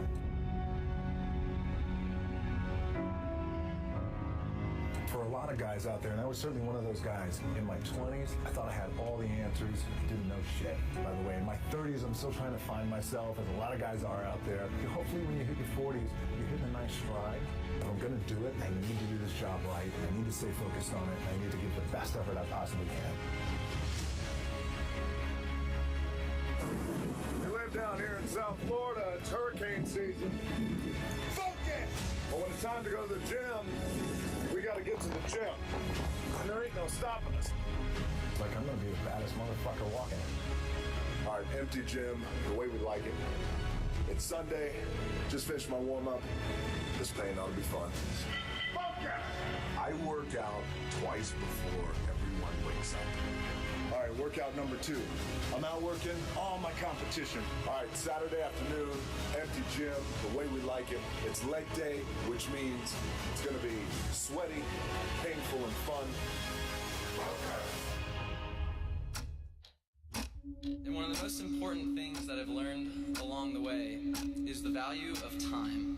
So it's understanding what your skill set is, finding the right place to use those skills, and then going for it. What kind of a story can you tell in 1 minute? That ability to get myself up in the morning, no matter how tired I was, to push myself through those pain barriers. You know, hard work pays. Continually find more ways to use our time while trying to find more ways to save it. You know, I have the saying, work like someone's trying to take it all away from you. You see, you can't actually save time. You can just find different ways to spend it. So when you say you don't have time to do something, you're really saying that you're using your time for other things. One cool thing about time is that it continues on at the same pace, despite how busy we get.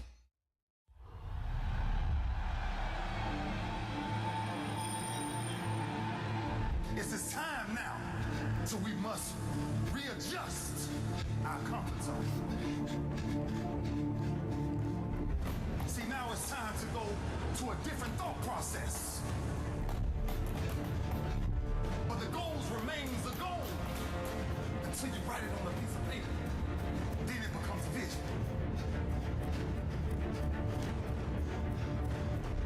What is the vision? Because the only reason I'm here, the only reason we're here today is because of our yesterday.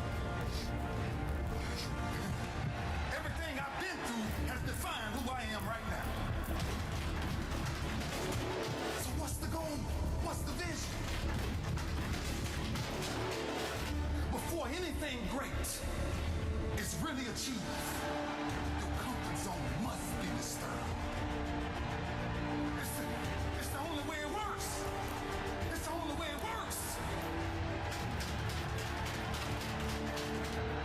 If we don't understand what we must take back, we will never grow.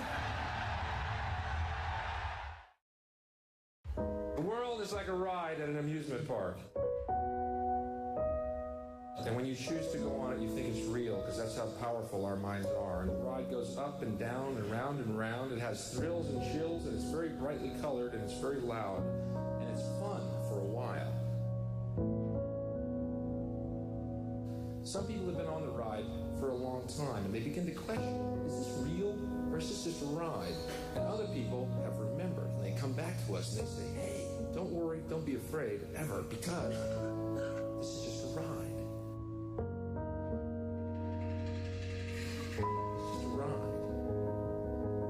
Kill those good guys who try and tell us that. You ever notice that? And let the demons run amok.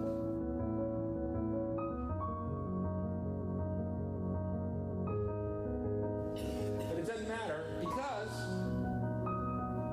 it's just a ride. We can change it anytime we want. It's only a choice. There's no effort, no work, no job, no savings of money. A choice right now between fear and love.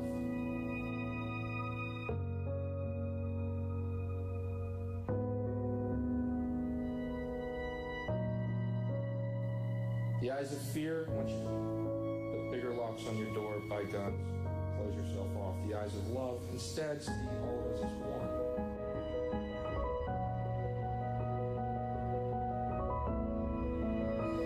It's just a ride.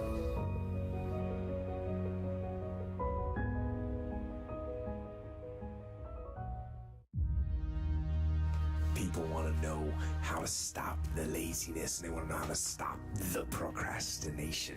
And, they have some idea in their head, some kind of a vision of what they want to do.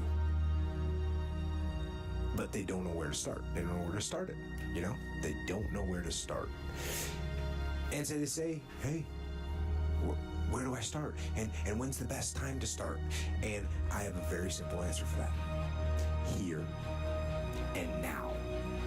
That's it. You want to improve? You want to get better? You want to get on a workout program or a clean diet? You want to start a business? You want to write a book or make a movie or build a house or a computer or put together some mobile application? Where do you start? You start right here. And when do you start? You start right now. I had beaten my habit of hitting the snooze button.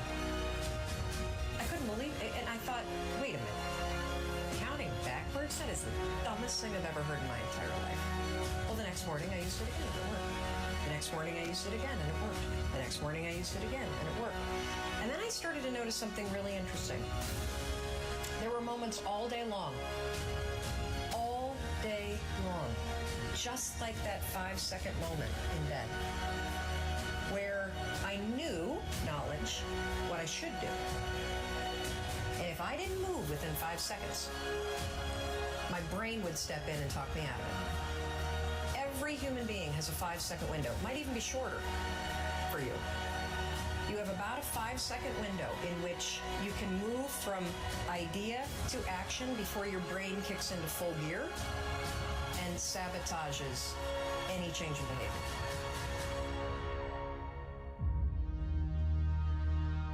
Because remember, Remember, your brain is wired to stop you from doing things that are uncomfortable or uncertain or scary. It's your job to learn how to move from those ideas that could change everything into acting on them. You should wake up worried, terrified every morning, but don't be worried about our competitors because they're never going to send us any money anyway.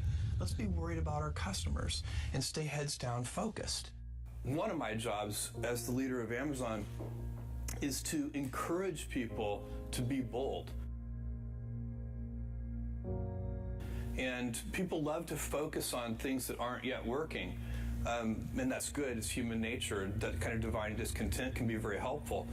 But you really, it's incredibly hard to get people to take bold bets. And you need to encourage that. And if you're going to take bold bets, they're going to be experiments. And if they're experiments, you don't know ahead of time whether they're going to work.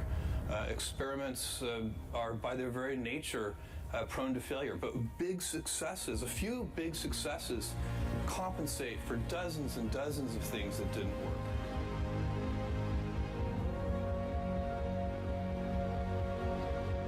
I've made billions of dollars of failures at Amazon.com. Literally billions of dollars of failures. Because we know from our past experiences that big things start small.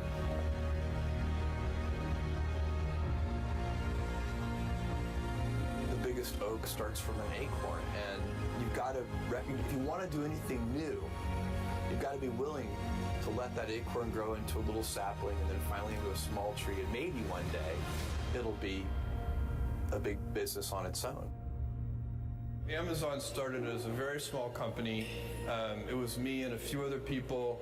I was driving all the packages to the post office myself in my 1987 Chevy Blazer. You can't skip steps. You have to put one foot in front of the other. Things take time. There are no shortcuts.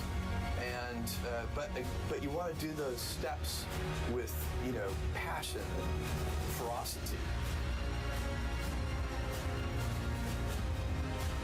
It's easy to have ideas. It's very hard to turn an idea into a successful product. There are a lot of steps in between. It takes persistence, relentlessness.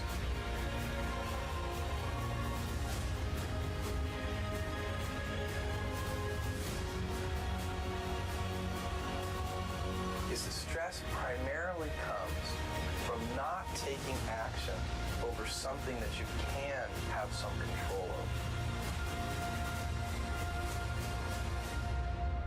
Do something you're very passionate about.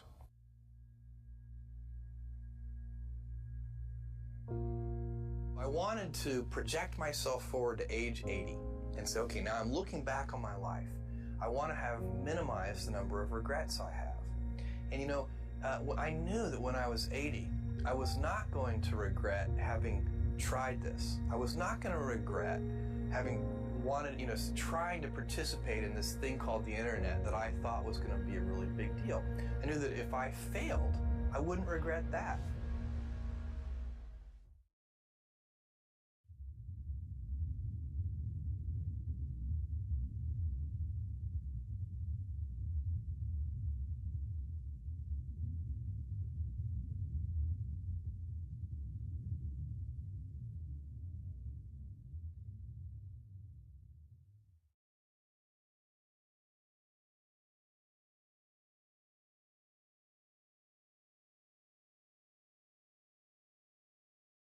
How much did they first pay you to give up on your dreams?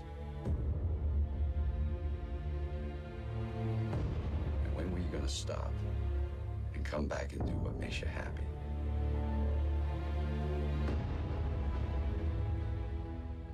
I see guys who work at the same company for their entire lives, guys exactly like you. They clock in, they clock out, and they never have a moment of happiness. You have an opportunity.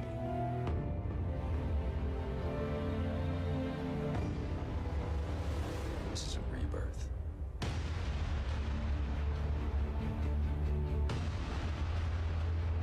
Starting at the bottom on Amway is wherever you are today. Everybody starts at the bottom. And there is no advantage to starting 10 years ago as opposed to starting today. In fact, it's better today than it was then.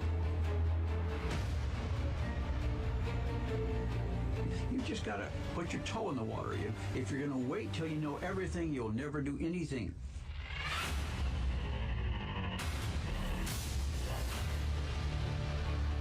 A medium, you have to work so hard to get your stuff heard or seen.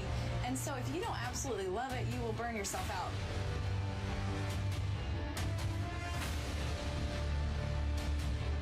If you want a great jump in the quality of your life, an extraordinary jump in the quality of your life, you got to set yourself up to win. You got to set yourself up for a process that allows you to consistently grow, consistently enjoy your life, and consistently produce the results that you're really after. You can't let anyone else tell you who you are and how good you are. Based on persistence alone, we will give you a shot. You have to be able to rise from the failures is what makes a successful person, because everybody's going to have mishaps. They're going to fall down. The people that continuously pick themselves up, that are the ones that are going to find their voice, make it, whatever you want to call it.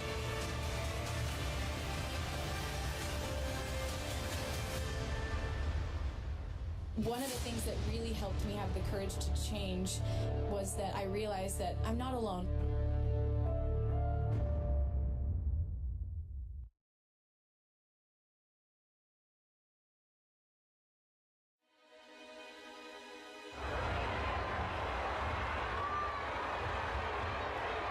And you always say, well, I got to check some more. I'm going to do a little more research. So go ahead, just keep going. When you go swimming, you got to get wet. Well, you got to have that dream. That's why the people talk about having a dream. Well, you got to have a little bit of a dream. When you start something new, it's not easy. So stick with it. Find our way through it. Just find out an answer. It works, folks. This business works.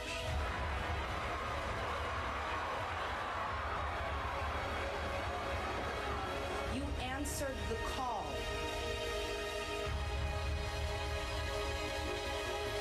This is what's coming at us. We've got to figure out how to navigate this and how to succeed, and a lot of people just give up. It is through the disaster, it is through the adversity that our strength is developed. If everything went the way you wanted it to go, you wouldn't have anything to exercise by. It's a gymnasium of life where you get to work out the resistance. You find out things about yourself that you didn't know.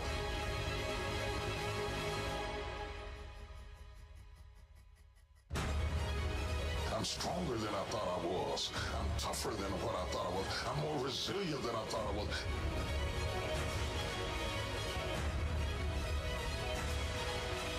Change happens in a moment. A breakthrough happens in a moment. What is a breakthrough? A breakthrough is that moment in time where suddenly the impossible becomes possible. Not just intellectually, but you do something about it.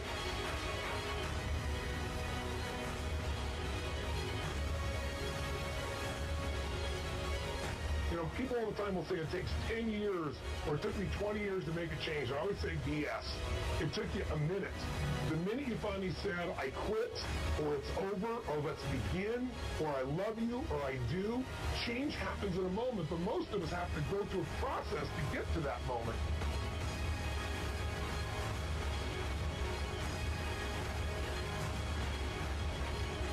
That everything in our life changes the moment we make a decision.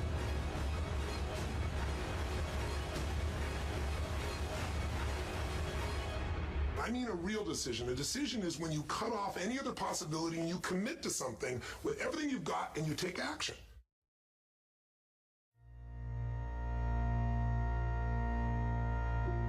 Don't ever let somebody else tell you what you can't do.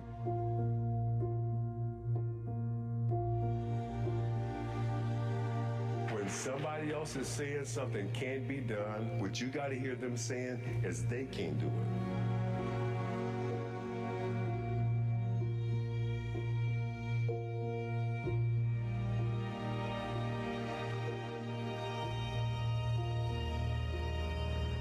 I refuse to life.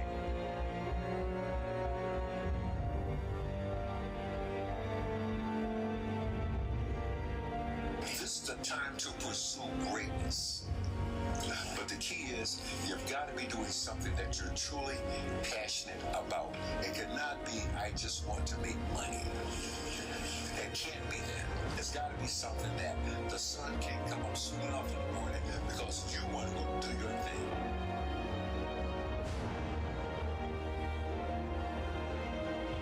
Baby steps count too. As long as you're going forward. And one day you add all those baby steps up and you might be surprised at where you can get to. The cavalry ain't coming. You got to do this yourself. Ain't no backup.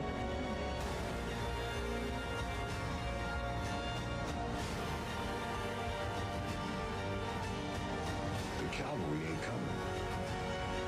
You got to do this yourself.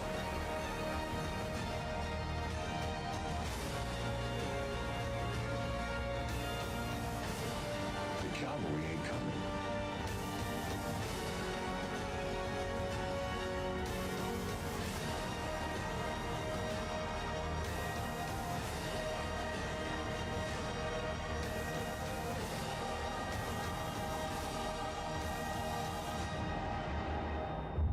How exactly are you going to navigate these new realities?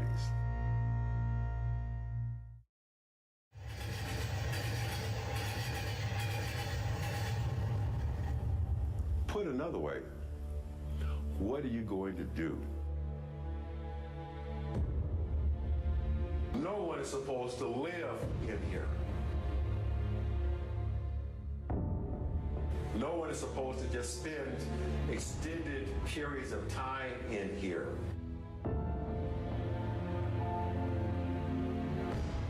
This is a public restroom. This is not a living space. But were it not for this space, there were some days we would have had no place else to go. I mean, a lot of decisions, a lot of hard decisions were made right here about what are you going to do with your life. Where are you going to go? How are you going to get there? You got to have a plan. Everybody's got a dream. Everybody's got a goal. What's the plan? And your plan has got to have something I call the C5 complex. Your plan has got to be clear, concise, compelling, consistent, and committed. You've got to have a plan.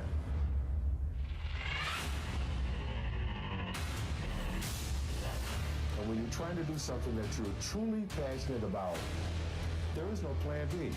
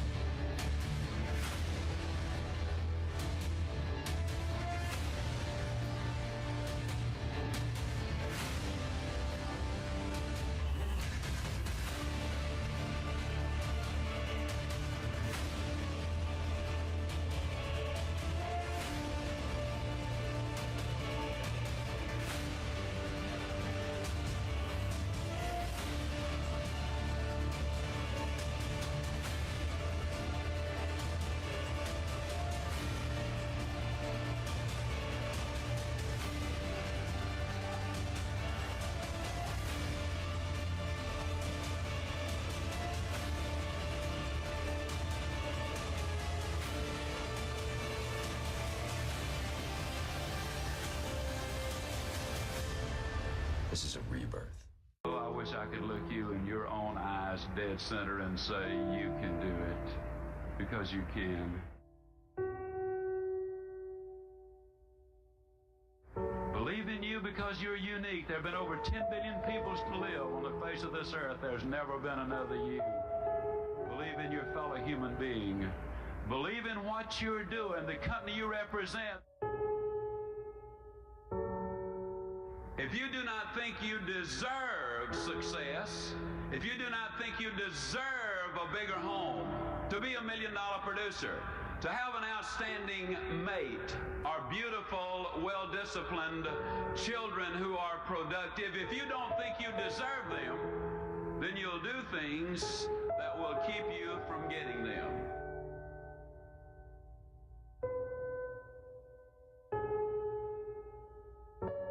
The greatest message I could ever give to you is that one simple thing. Yes, you can grow. I say it with all of my heart. I know in my mind that man was designed for accomplishment, that he's engineered for success, that he is endowed with the seeds of greatness. You can start from where you are with what you've got. And so long as you build on a moral foundation, I believe you can get anything you really want. If you'll just help enough other people get what they want.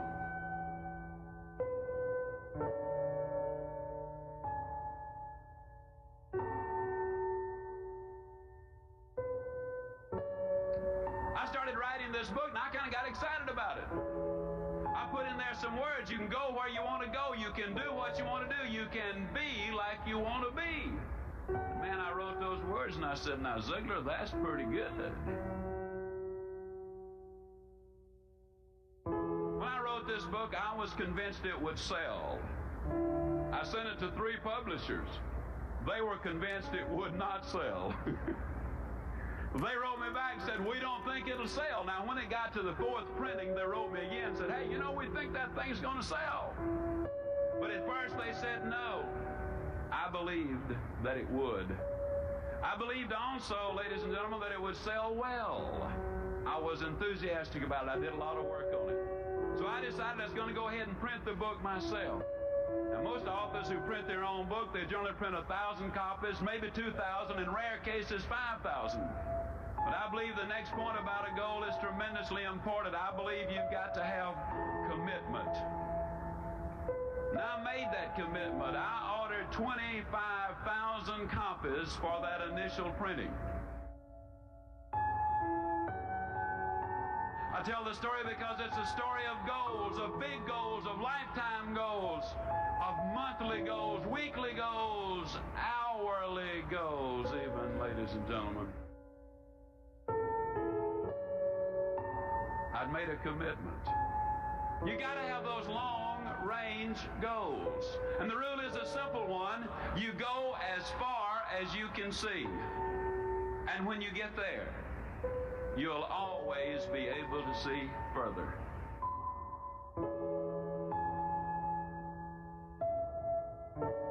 People today complain of lack of time. It's not lack of time that's the problem. It's the lack of direction. Are you a wandering generality? Or are you a meaningful, specific?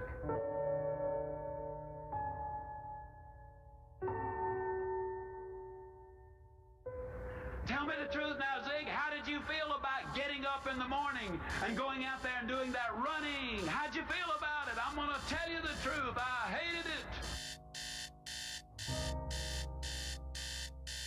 Man, that alarm clock would sound off, you know, and I'd lay there for a minute and I'd think to myself, Ziglar, what's a 46-year-old fat boy like you doing getting up running all over the neighborhood? Your buddies are sound asleep. What are you trying to prove? Well, I didn't want to look like me. No way. So I'd get out of bed. But just because I was running, that didn't mean I had to like it. I ran in the snow of Winnipeg, Canada. I ran in the sands of Acapulco, literally. I ran in the orange groves of Florida. I've run in the rain right here in Minneapolis. And then one day, ladies and gentlemen, I was running in Portland, Oregon. Beautiful day. Never forget it. About 78 degrees. I was on Portland State University campus. It was about 12:30 or 1 o'clock. I was scheduled to speak, I believe, at 4 o'clock. And I was out running, and as I was running on that campus, I looked around. Some of the kids were laying on blankets, reading. Some were studying. Some were courting. Some were just relaxing. And here comes old Ziglar running by him, you know. Sweat running down my back, sweat running down my legs, you know. And for the first time that day, it dawned on me that I was not paying a price. For the first time that day, ladies and gentlemen, it dawned on me that I was having the time of my life. It dawned on me that I was enjoying every single step that I was taking. I'm stronger than I was a quarter of a century ago. I can do things that I could not have dreamed of doing just a few years ago. I contend that you do not pay the price for good health. You thoroughly enjoy the price.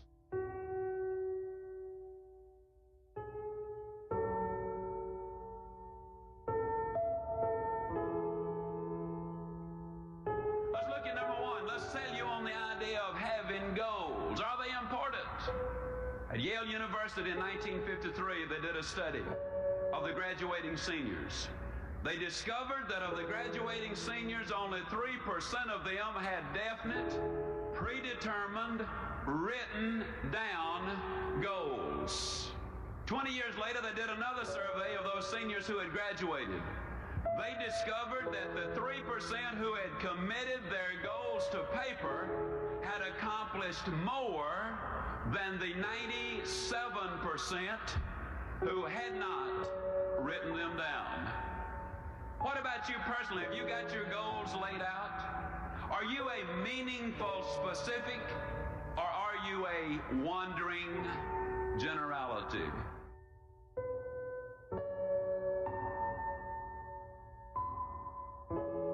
How could a man hit a target he could not see?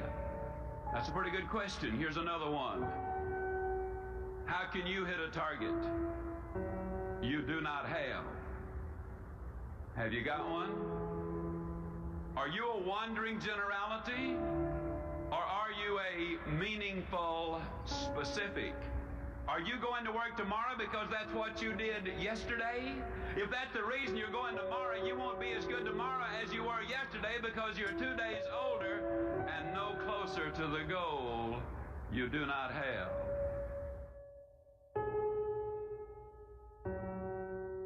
He was designed for accomplishment. He's engineered for success. He's endowed with the seeds of greatness. And the greatest danger we as human beings have is when we do not do anything at all. He had to work and he had to make 100 calls a day. He had to sleep on the floor of the Penobscot building. He had to join Toastmasters. He had to join the National Speakers Association. He had to get rejected. He had to show up in audience and say, hold on, we thought Les Brown and the Band of Renown is coming. And by the time they left, they said that band is renowned.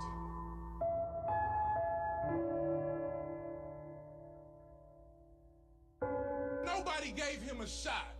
Nobody gave him a chance. Nobody said, let me take you in the studio and put you in front of a green screen. It's not a question of whether or not it's possible. Conquering is part of your description. It is in your nature. The will to overcome and produce was designed to be a part of your genetic makeup. Wake up, wake up, wake up.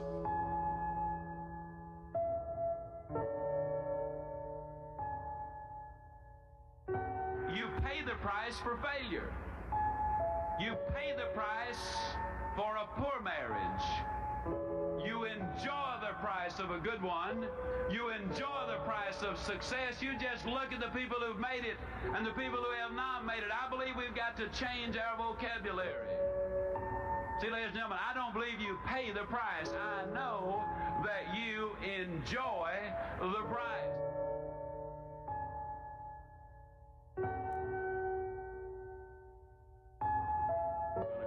Not by wishing you a good day. I'm going to close by guaranteeing you a good forever. And I truly will see you at the top.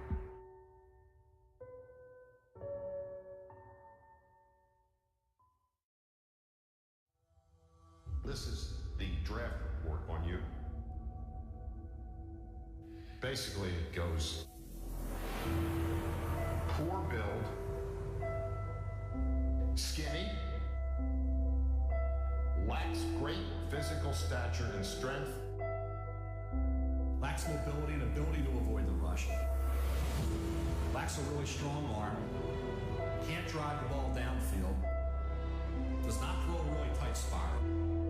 A system-type player who can get exposed if forced to ad lib and gets knocked down easily. That kind of gets me fired up because I'm thinking, you know, the hell do these people know? Does it bother you that so many people are happy to see you fail? Absolutely not. Because at the end of the day, all the people that was rooting on me to fail, you know, at the end of the day, they got to wake up tomorrow and have the same life that they had before they woke up today. You know, they got the same personal problems that they had today. You know, and I'm going to continue to live the way I want to live and continue to do the things that I want to do with me and my family and be happy with that. So, you know, they can get a few days or a few months or whatever the case may be on being happy about not only myself, but the Miami Heat not accomplishing their goal, but, you know, we got to get back to the real world or something.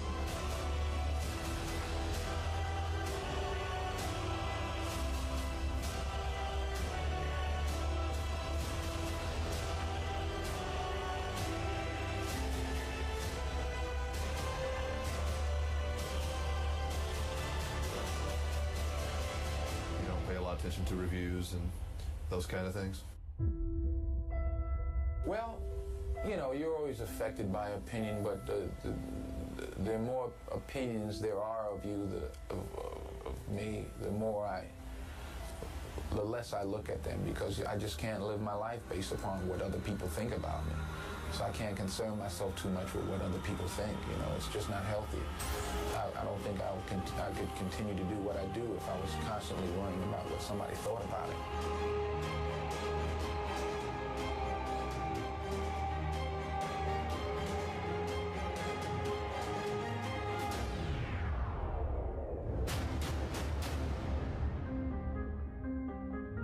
My father was embarrassment for me and was stuck all over.